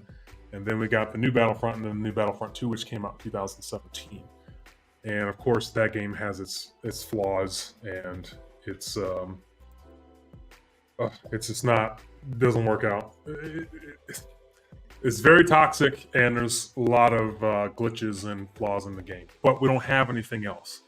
And I do like the lightsaber combat, I like the characters, the graphics, everything in the game looks really good. It just has its issues, and I really love playing that.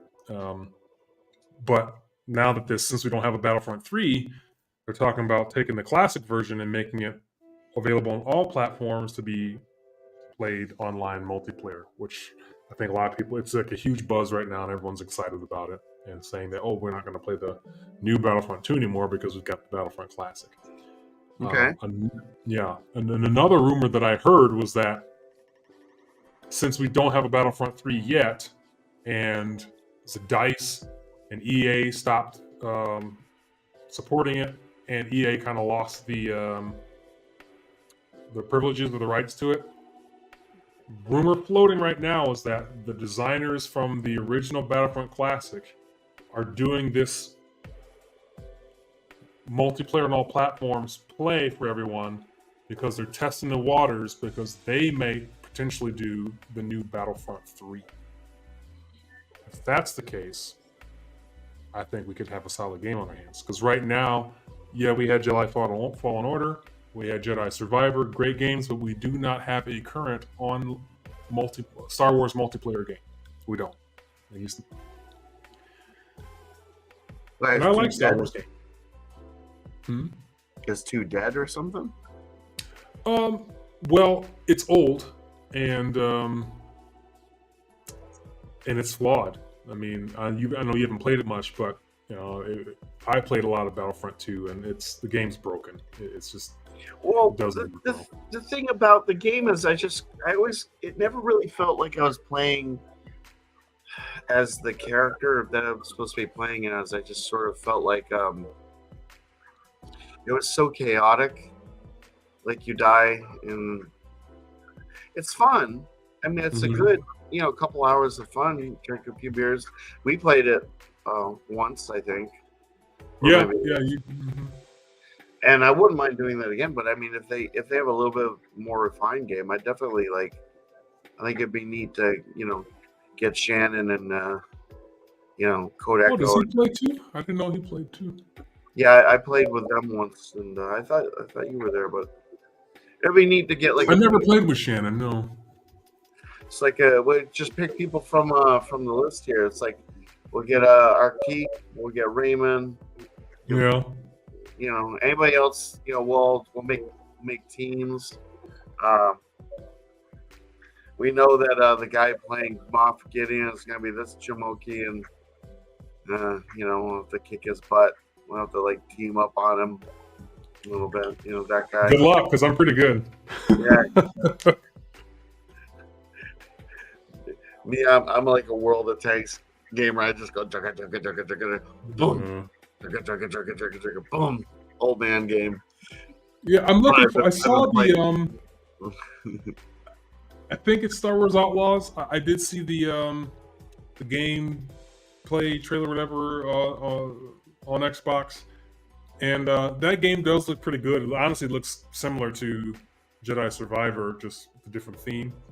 But again, it's not multiplayer, and I want a multiplayer game.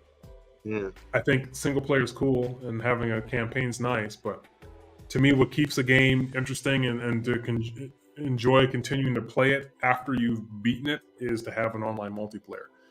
And we don't have that currently, at least nothing new. I mean, I think when Battlefront 2 came out, that released 2 years after the first one.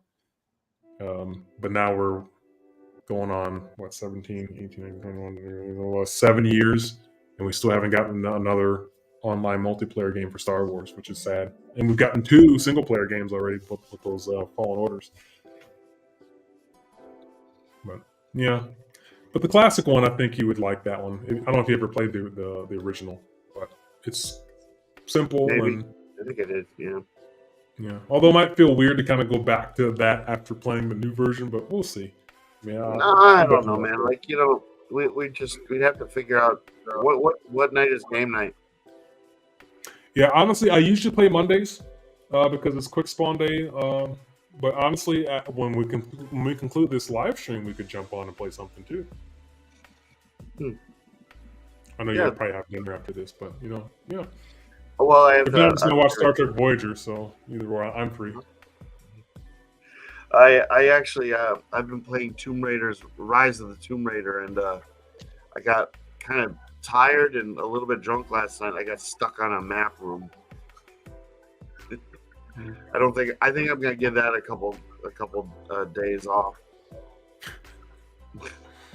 Because Yeah, the map was, once I was playing a lot of Jedi Survivor, and once I finished that, I've kind of lost interest in it.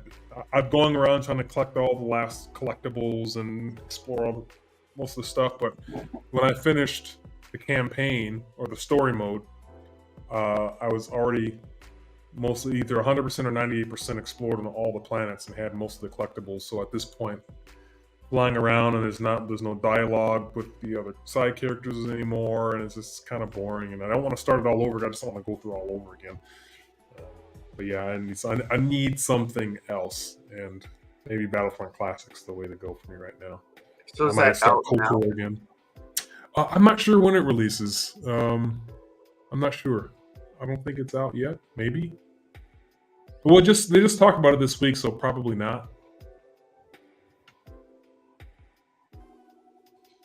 See what the interweb has to say on the news about Battlefront Classic. Are you looking it up? Something Okay. saying this Aspire. Whoa. Scrolling.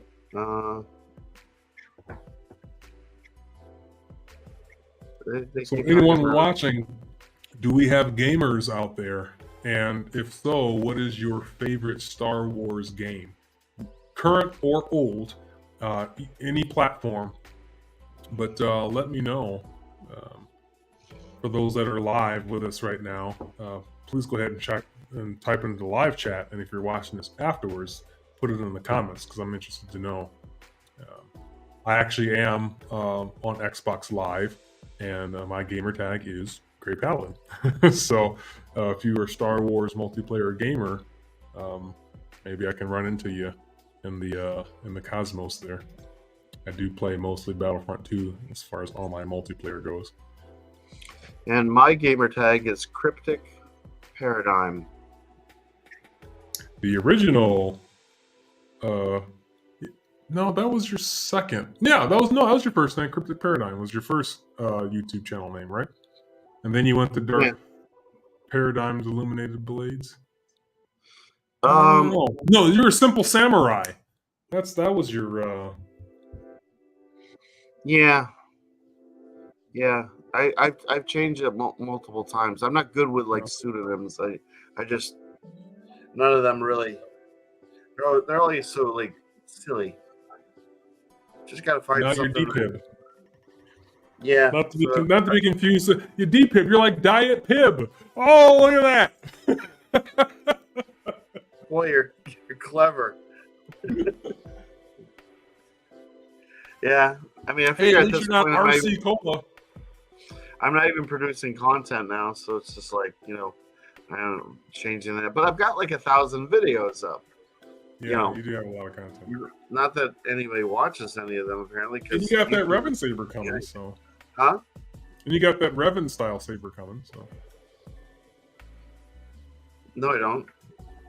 You You mean the one? Oh, you mean the one? Yeah, I thought. Yeah, not from Revan Sabers the company, but Revan Hilt Saber. Yeah.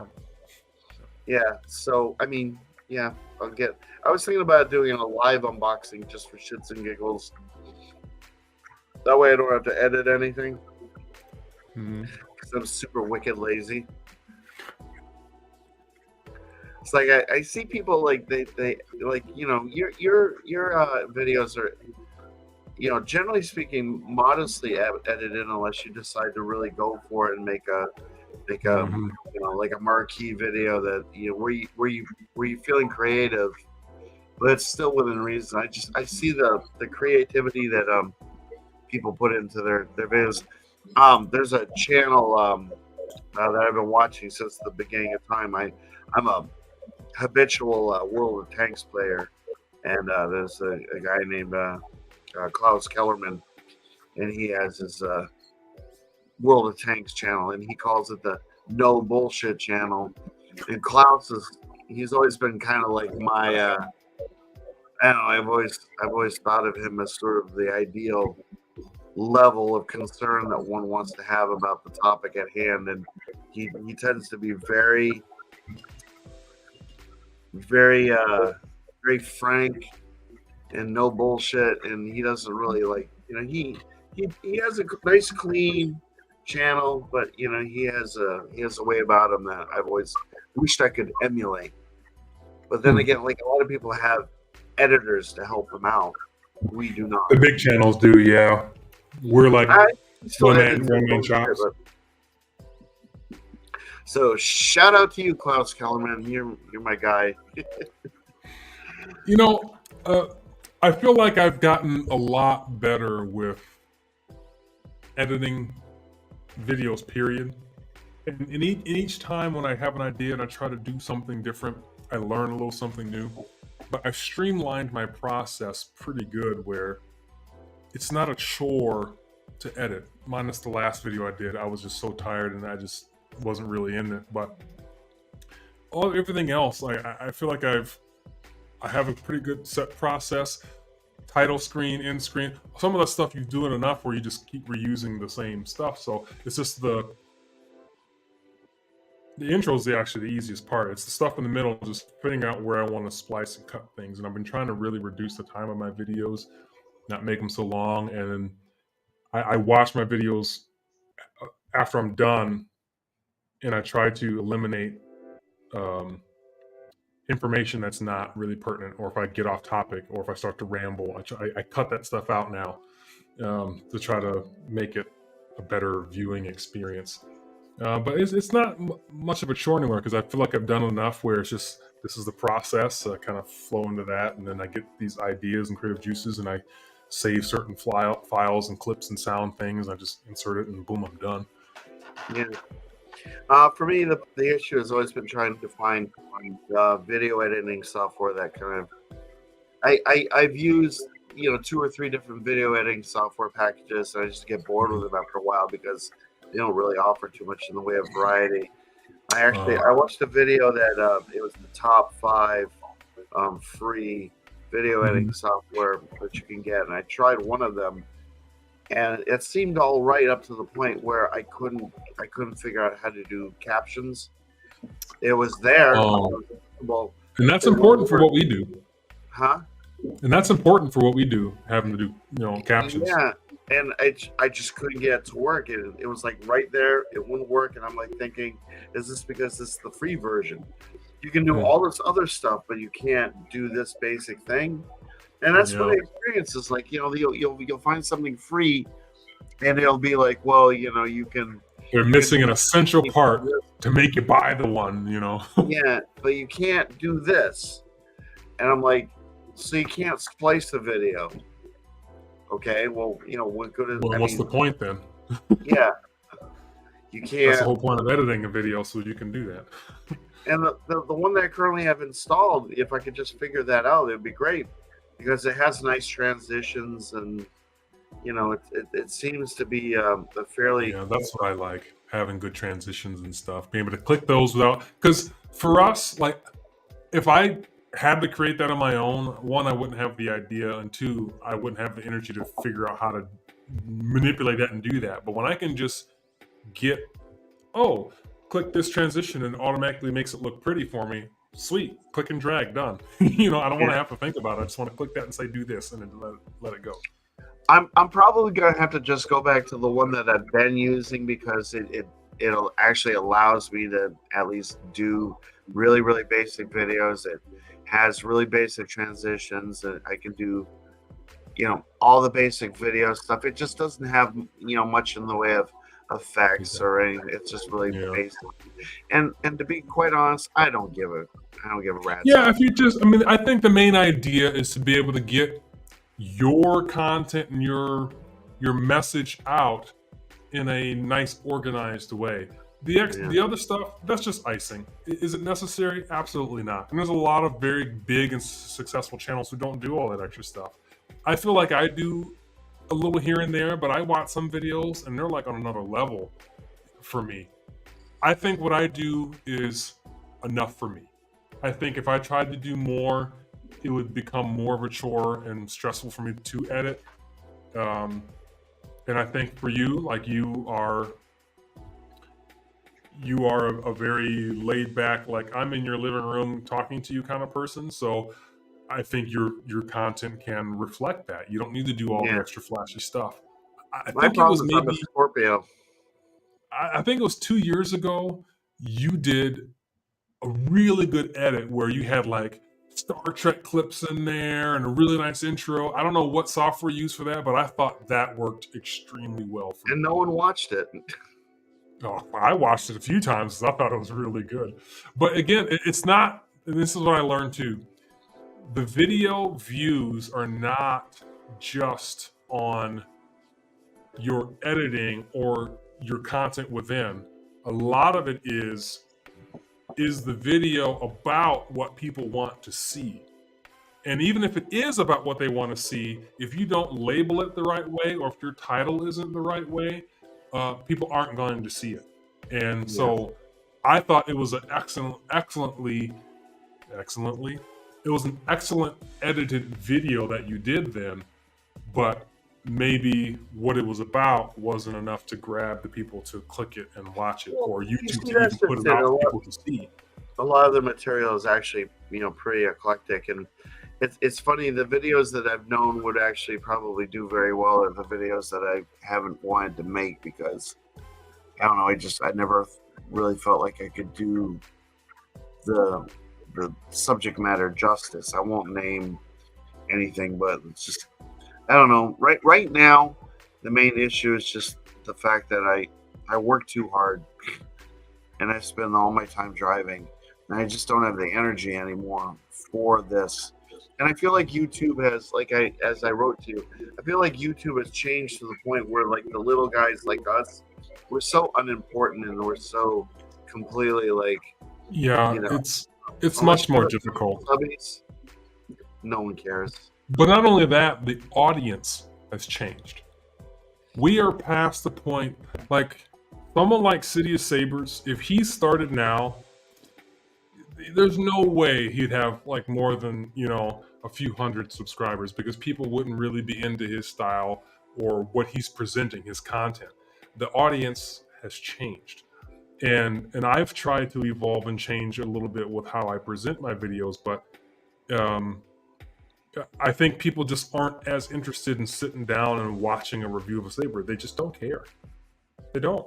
Especially when lightsabers are so abundant and easily acquired now, they're not concerned about the dimensions of a saber or what the electronics do or looking at. They can easily just look at a picture and be done. They don't really care to hear somebody talk about it because now people aren't shopping and trying to purchase a saber like they were in the past. So you and I did this when I was I was watching reviews of lightsabers because I didn't know what to order or what to expect. But now, since lightsabers are so abundant and so easily acquired, doing research and getting review isn't really necessary anymore.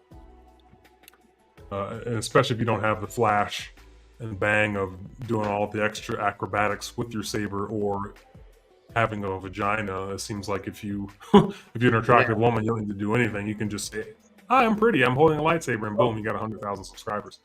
A lot of the that was kind of a phase where there was a lot of pretty girls that were coming along and just like I won't name names, but the girl that seemed to have all these.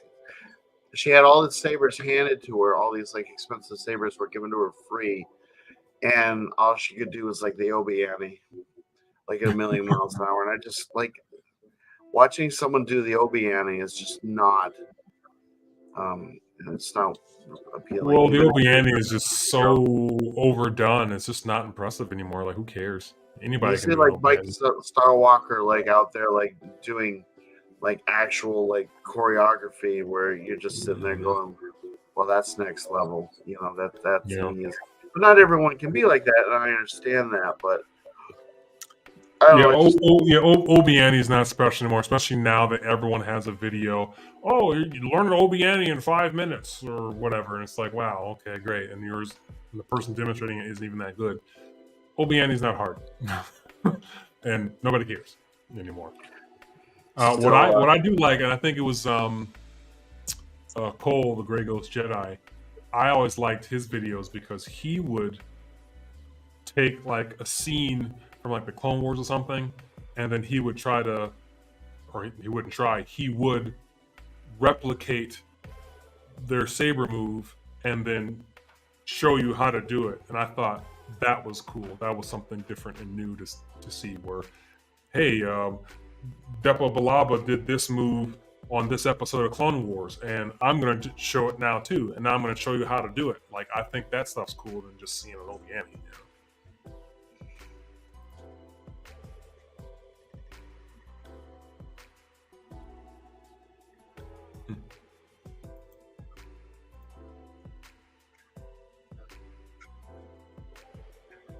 Yeah, that's true. Even still, variations on Obi-Wan just, yeah. Obi-Wan, great. It's a flashy move, but it has no practical Yeah. martial execution. It's just like, it just looks cool. They Look, did I it can in the still they say did it in the movie because I don't know, it looked really, really cool, and that's about it. Mm-hmm. I don't know. All I can say is I must be a dick because it never really appealed to me when someone has the one move. I mean, I'm not a martial artist when it comes to a lightsaber. I'm not an expert or anything like that. I know, But you're not a one-trick pony either. yeah. I mean, I suppose if I were in combat, I'd do more than just go. Like I was Which watching. is the worst. I was watching the 2020, the 2024, 2023, whatever the most recent saber competitions, and for the most part, like 50% of these guys are really, really phenomenal at what they do, and then they would get like a few people that would just go like, and you're like, come on. I wish I wish you would watch a few more videos and maybe do like something like that, Yeah. Whatever. But that's the swordsman in me. Absolutely, Raymond. You do an Obi-Wan, and I'm going to finish you off. Like while they're doing the Obi-Wan behind the back and you stab them in the chest. Yeah. And they're sitting there going like, hey, I am confusing you. No, you're not. But we all know that getting stabbed anywhere with a lightsaber these days is non-fatal. Okay. So, Titan Grey, I'm glad you brought this up because Michelle C. Smith has been around for quite a while, and I think she's talented. She very clearly a dancer and probably worked a lot with batons and whatnot, and then she just applied her knowledge to a lightsaber. And I think she's a stunt woman too. I think she does stunts. She's so actually what she in does, movies. Yeah, like she's next level, and that stuff's really cool. And the thing is, I wouldn't say she's like overly pretty, but yeah, she's attractive. But she doesn't sell. Oh, I'm a pretty girl. I'm sexy. No, she sells her talent. She doesn't sell her looks, and I think that really works well. I respect Michelle C. Smith, and I think what she does is awesome.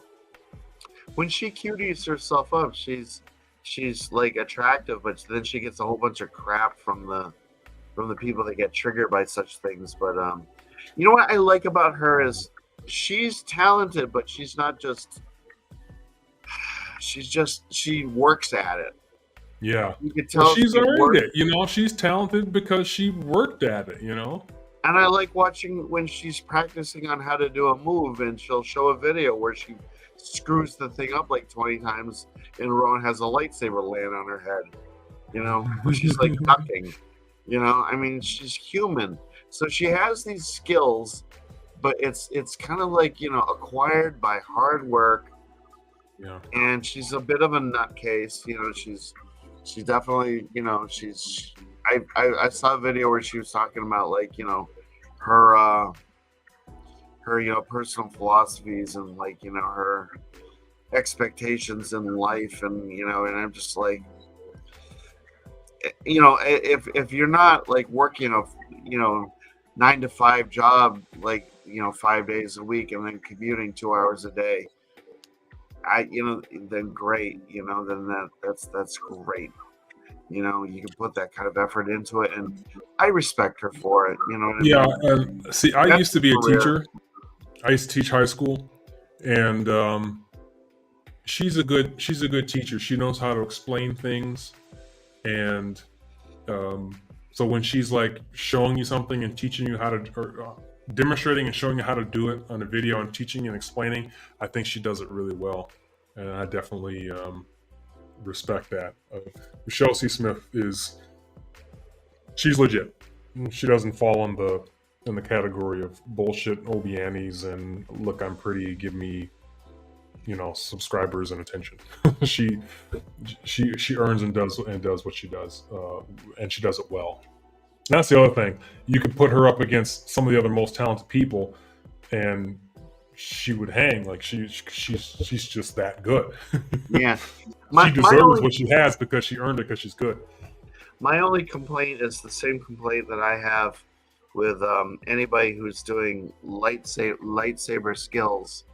Is when your weapon leaves your hand, even if it's for a second or 2 She does seconds, toss a lot. you're not in possession of your weapon, and that means you're completely vulnerable. And that's like 5 seconds or 2 seconds where that weapon can go anywhere. And I'm a firm believer that like the whole wet hand switching and throwing that looks good. But if you're in actual combat, I think you really need to hold on to your weapon. The only time you would discard your weapon is a last ditch effort, like to defend yourself. If you throw your weapon at someone in the hopes that it would stop them if they have an overwhelming advantage. Other than that, you should always keep both hands on your weapon. And that's actually starting to sound a little bit suggestive, but you know what I mean. Yeah, let's What I mean is, I found a little clip of her, and I think this. we should watch it because we've been talking about her, and if people don't know who she is, we should present that so people know who and what we're talking about. So this is Michelle C. Smith.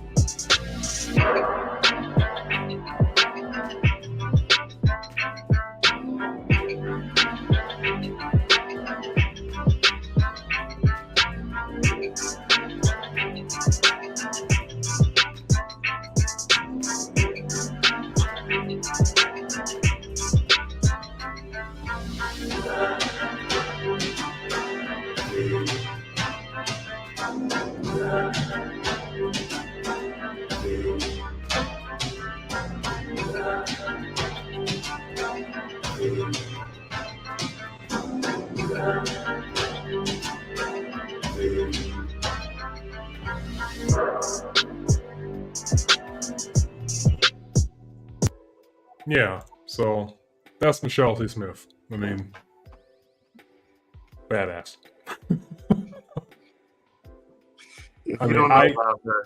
I never actually watched her much of her stunt stuff. I only just watched her like saber spinning tutorials and stuff, but I didn't realize she did all of that.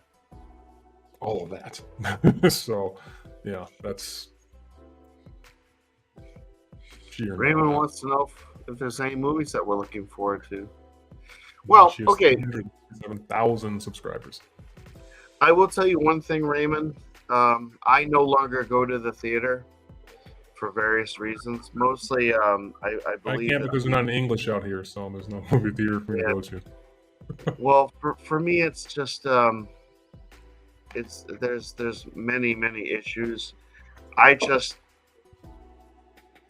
between everything that we've been going through as a society, I just don't feel like I just don't want to end up as a statistic. I mean, you seem kind of paranoid, but we're really, really screwed up as a society right now. And I just, if I have a chance to watch something at home, like, I'm gonna watch Everything Everywhere All at Once tonight in the comfort of my own home with a beer in my hand, and I have a large screen HD TV with surround sound and a comfy chair. I don't have to worry about getting sick or injured or anything like that. And it's just, I haven't been to the theater since pre-pandemic, and that's just the way I roll. With that being said, if I had movie theaters that played English-speaking movies by me, I would go. I personally always enjoy the movie theater experience, and I don't see how you're in Europe. I don't see how going to a movie theater is any different than going to the grocery store or going to work or wherever else. I mean, the threats, the possible incidents can happen anywhere. But I enjoyed the movie-going experience, the popcorn, the large screen, the sound, just experiencing something fresh and new with other people at the same time. I think that's pretty cool. With that being said, I don't have normal TV, and I don't really get advertisements, so I don't know what's out or when until I hear somebody mention it or talking about. I didn't even know there's going to be another Ghostbusters movie until you just said that now, Raymond. So I honestly, I'm not looking forward to anything because I don't know what's coming. I kind of feel like, and the other thing is, it's not just that. I feel like the days of the blockbuster movies are over. And there's rarely anything that I can't wait to see. I mean, I used to really, really love the theater going experience. I mean, you go with a bunch of friends and you sit there. I think the last movie I can remember seeing in the theater was probably like the Rise of Skywalker. And it's a long time ago. That's the only one I can remember. It was Guardians of the Galaxy 3. That was the last one I saw because they actually played it on base. I'm looking forward to Dune Part 2. I'm as far as Ghostbusters go, I would rather watch Ghostbusters 1 or 2. I have no interest in any of the new Ghostbusters stuff. I'm just not interested. I'd rather watch the original stuff. But Dune, I'd like to see Dune 2. And there's a few movies here and there. I haven't seen the first remake, and I saw the original like a long time ago. Well, I don't really think of it as it's sort of like a different interpretation of Dune, the novel, and I just the original. What was that? David Lynch? Is that who directed it? Whatever. I like the new version. A lot of people said that Dune Part 1 was boring, and I'm like, it's an origin story. It's like establishing the universe and the lore and everything.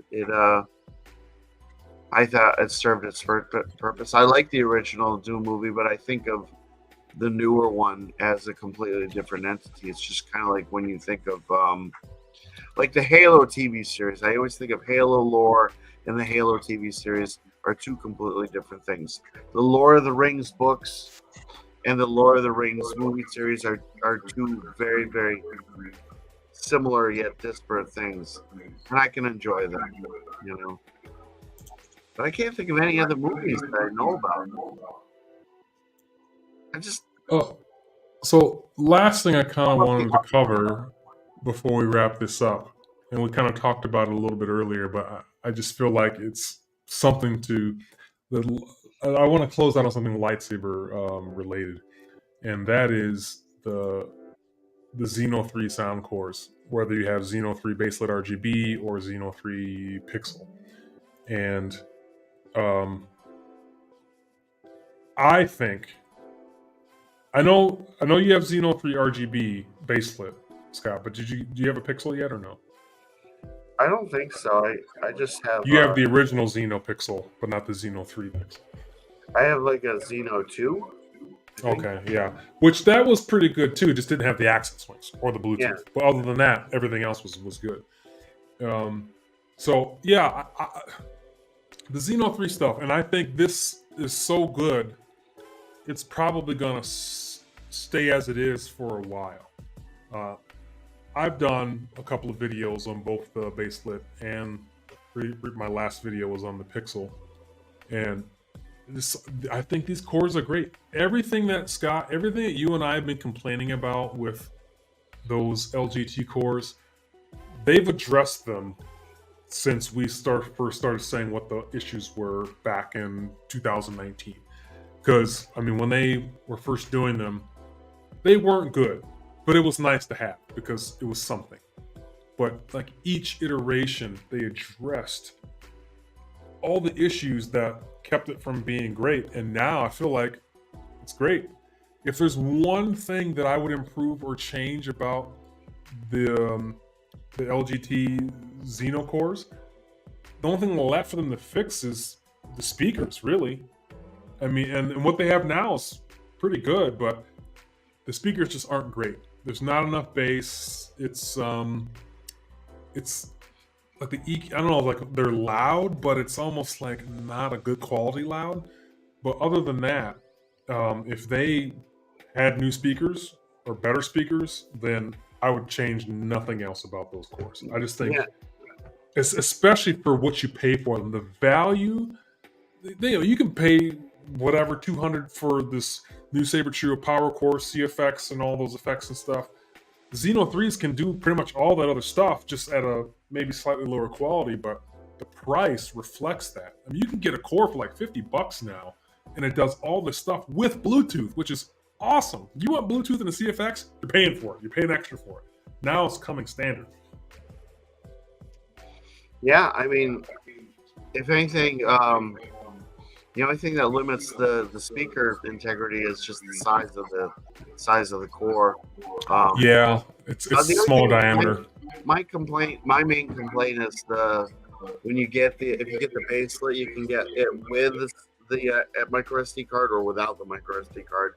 That needs to be a non-thing. They need to figure out a way to like find a price point. Just always have a micro SD card. Yeah, and the price difference is minuscule. Like just go for the SD card. Make sense. That is not logical. You need to, because even if you just need to include it and be done with it. Because I have people are buying it without and then getting their own SD card, and it's like, well, by the time you buy an SD card, you're at the price. Yeah, but then you don't have I don't know if you don't have it like pre-formatted, so you know exactly. You have to format it and download the whole package, and then That's if you're putting the port on the sound. If the port is on the soundboard and you're not providing a micro SD card, get rid of the port. Or I don't know. It just doesn't make sense to me. It's a nonsensical thing. But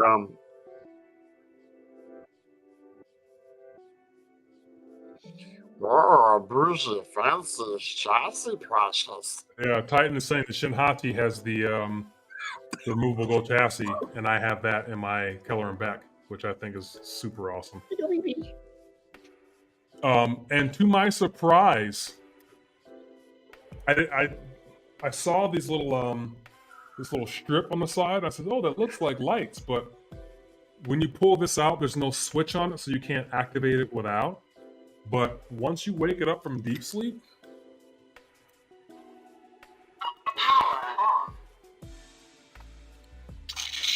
it has lights on the side of the core, which is like really cool. I mean, that's awesome. Very pretty. Yeah. Was not expecting that at all until I pulled it out while it was on. I'm like, that's insane. That's so cool. And that's a mass-produced saber too. I mean, it's just like, yeah, that's the kind of shit that you would expect from like a $500 install. Exactly. And you can, that's kind of next level. That saber is really impressive. Yeah. And I almost wonder, like, when I see these hilts without the switch and recharge port on there, when it's just plain like this, I wonder if they're all designed this way, and if I could just buy it empty and just use my same core. I mean, LGT's already doing the whole swappable power core lightsaber trio now. I mean, I haven't tried it, but I'm gonna try to get it held empty and see if I can do that.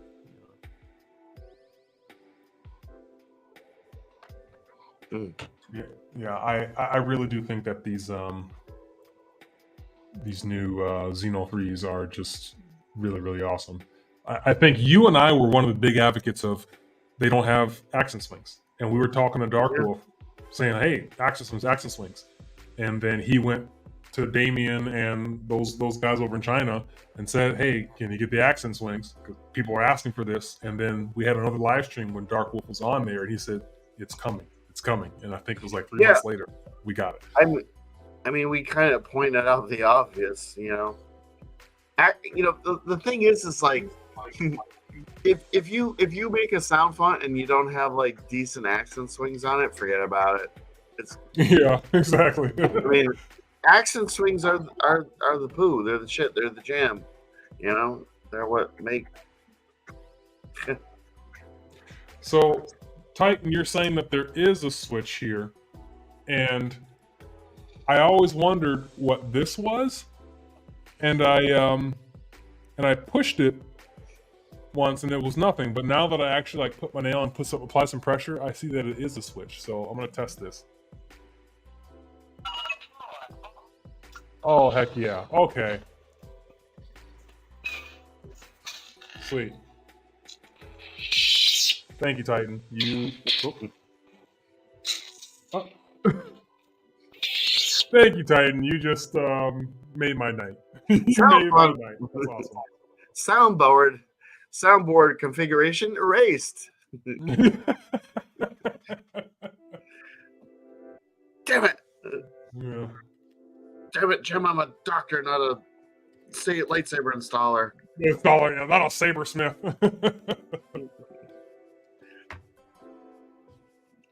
So what's going to be the theme of our next live stream? We need to pick a completely different, something unusual that we haven't done before.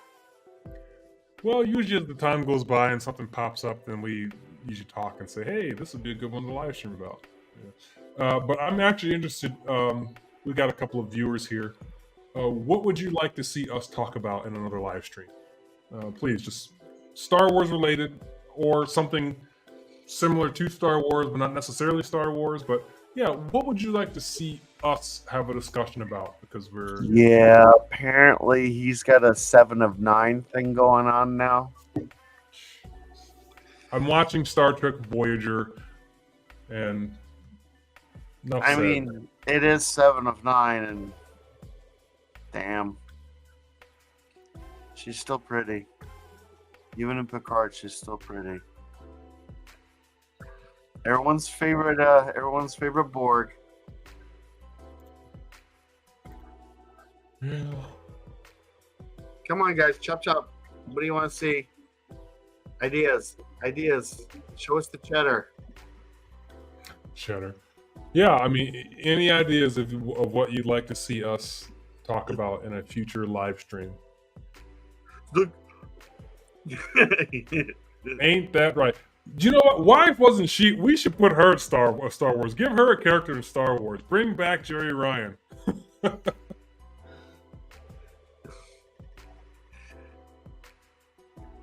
Imagine if Fennec Shand was Jerry Ryan. Yeah, but you're not going to deny me my Ming-Na Wen. Deny you? You're not going to deny me my Ming-Na Wen. Ming-Na Wen is gorgeous. She's so awesome. She's every bit as awesome as Jerry Ryan. Discuss. That'll be the. This is a good one. I'm going to write that down, Artik. Saber companies and the reason of their downfall. And I'm going to put Electrum Sabercrafts in this one. Electrum Sabercrafts way at the top. And Artik, I'm sure that you can agree, since we both own whatever the hell the name of that thing is. We own the same hilt. They've been going through some tribulations. and I can't quite figure that company out. But I won't. I don't want to dive too deep into it because um, that's a whole discussion.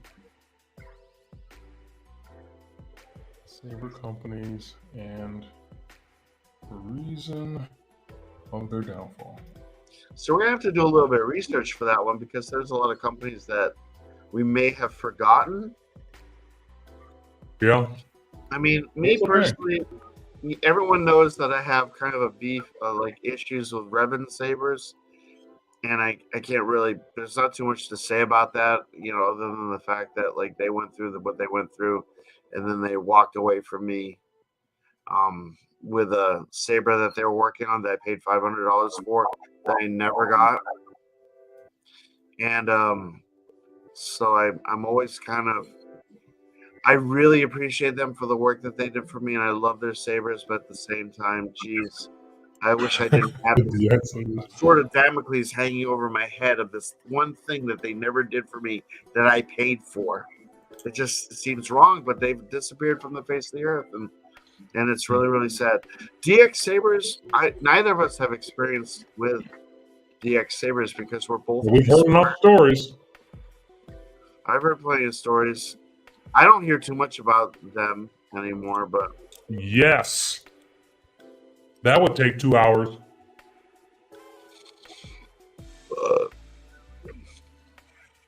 You guys are all obsessed. You need to find something else to be obsessed about. Like, I don't know. There's plenty of things to be obsessed about. People are showing interest in what you have and what you do, Scott. Take it for what it's worth. I have a lot of broken sabers. How about I just show you all my broken sabers? Yeah, that's still more than the rest of us. Dude, come on. Titan, if you can elaborate on what you mean by holographic blades one day. You mean like in films or like in reality? Like, just elaborate if you could. So I get the gist of what we should, how we want to address that and talk about it. But yeah, these are some good topics, though. Saber companies and the reason of the downfall. I think we could easily use an entire live stream just on that topic alone. DX sabers. I mean, that kind of falls into the saber company thing a bit. I do like the idea of live counting of DPIB sabers. Almost like maybe each live stream would get like 10 or 20 sabers, and then the next one until we get to the last one, and then we can. I'm going to tell you unequivocally at this point in time. Where do you even store them all? Are they just like in a box, or like? I would love, because I'm pretty good at interior decorating. I would love to come to your place and then just that room you're in, just mount them all on the wall. All right, I'll look forward to your visit. Reality, thank you.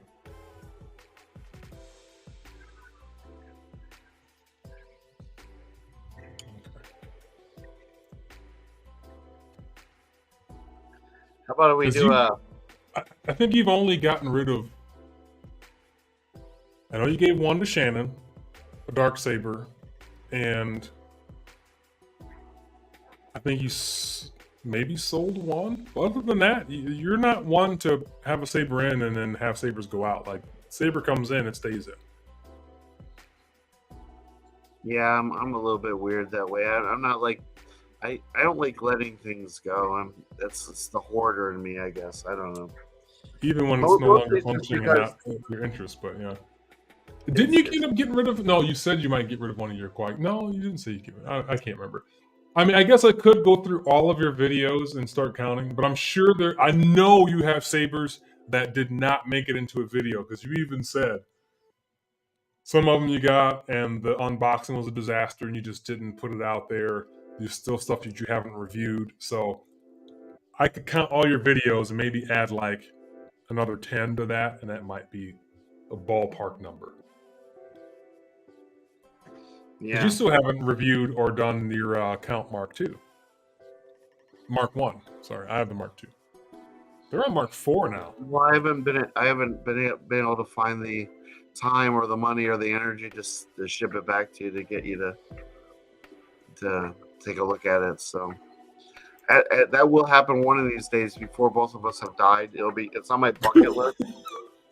You know, you'll be like 74 and I'll be like 92 or whatever our age difference is, and then you'll get this thing in the mail and it's like, I'm dying. Can you get this to me within 5 weeks? You know, it's like. Dude, at that point, we'll have real lightsabers. At that point, society will. Can you fix this toy? Why would I fix this toy when I have the real thing now? At that point, society will completely collapse, and you'll be looking for a job because Donald Trump will have shut down NATO. And I will leave it at that. Yes, Artik. So when sometimes we actually plan ahead our live streams and actually put the word out a few days before it actually happens. Today it was a few hours before, but when we do this next one, since we already have good topics, yeah, once we schedule the day, you'll have at least 3 days notice before we actually do it. So that way you can plan and then be there to join us for it. Because I'd like to have you on that discussion too, since it was your idea, because I'm sure you have some thoughts on it. We could do a tribute to Jerry Ryan.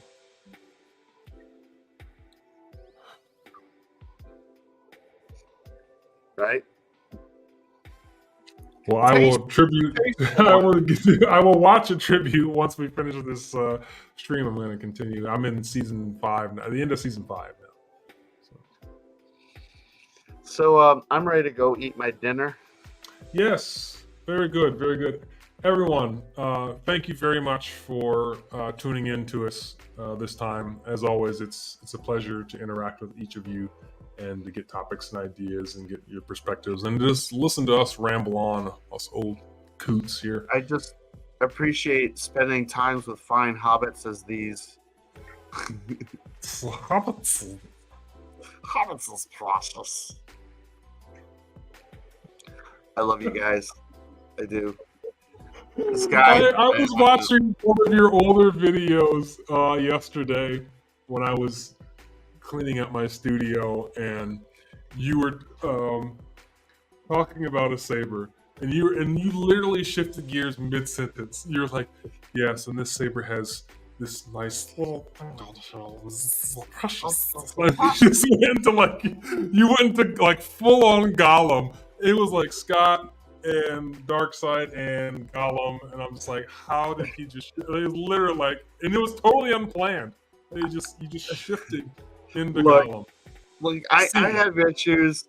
Like when I do a video, and I did a few videos where it was like, yo, it's like, oh, so we want to talk about these fucking lightsabers now. Let's talk about this. What we got over here? We got freaking lightsaber. What do you want me to tell you about it? It's got like a chassis. It's got like a fucking emitter. It's got fucking. It lights up and it makes noise. What do you want to know? I'm gonna do that. I'm gonna do that for my Maverick or my yeah. I'm gonna.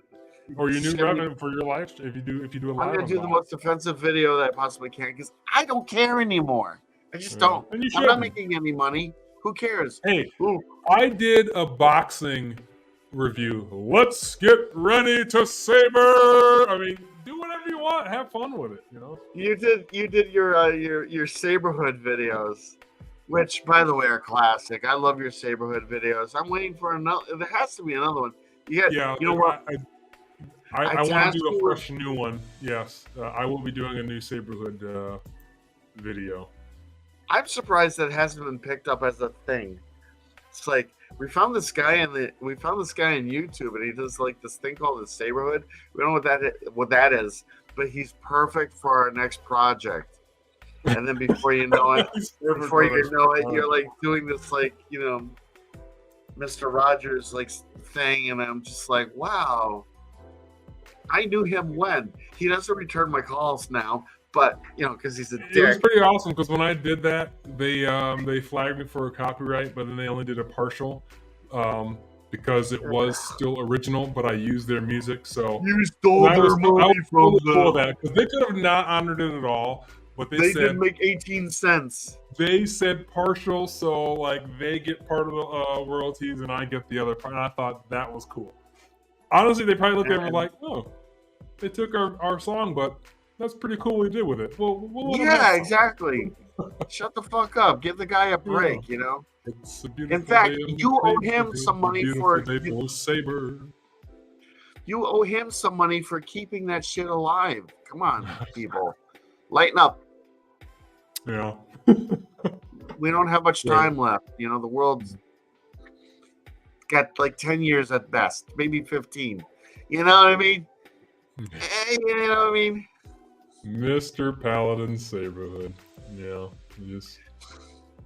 Well, on that note, thank you, everyone. It's been awesome. The next live stream will be on the topic of saber companies and their downfall.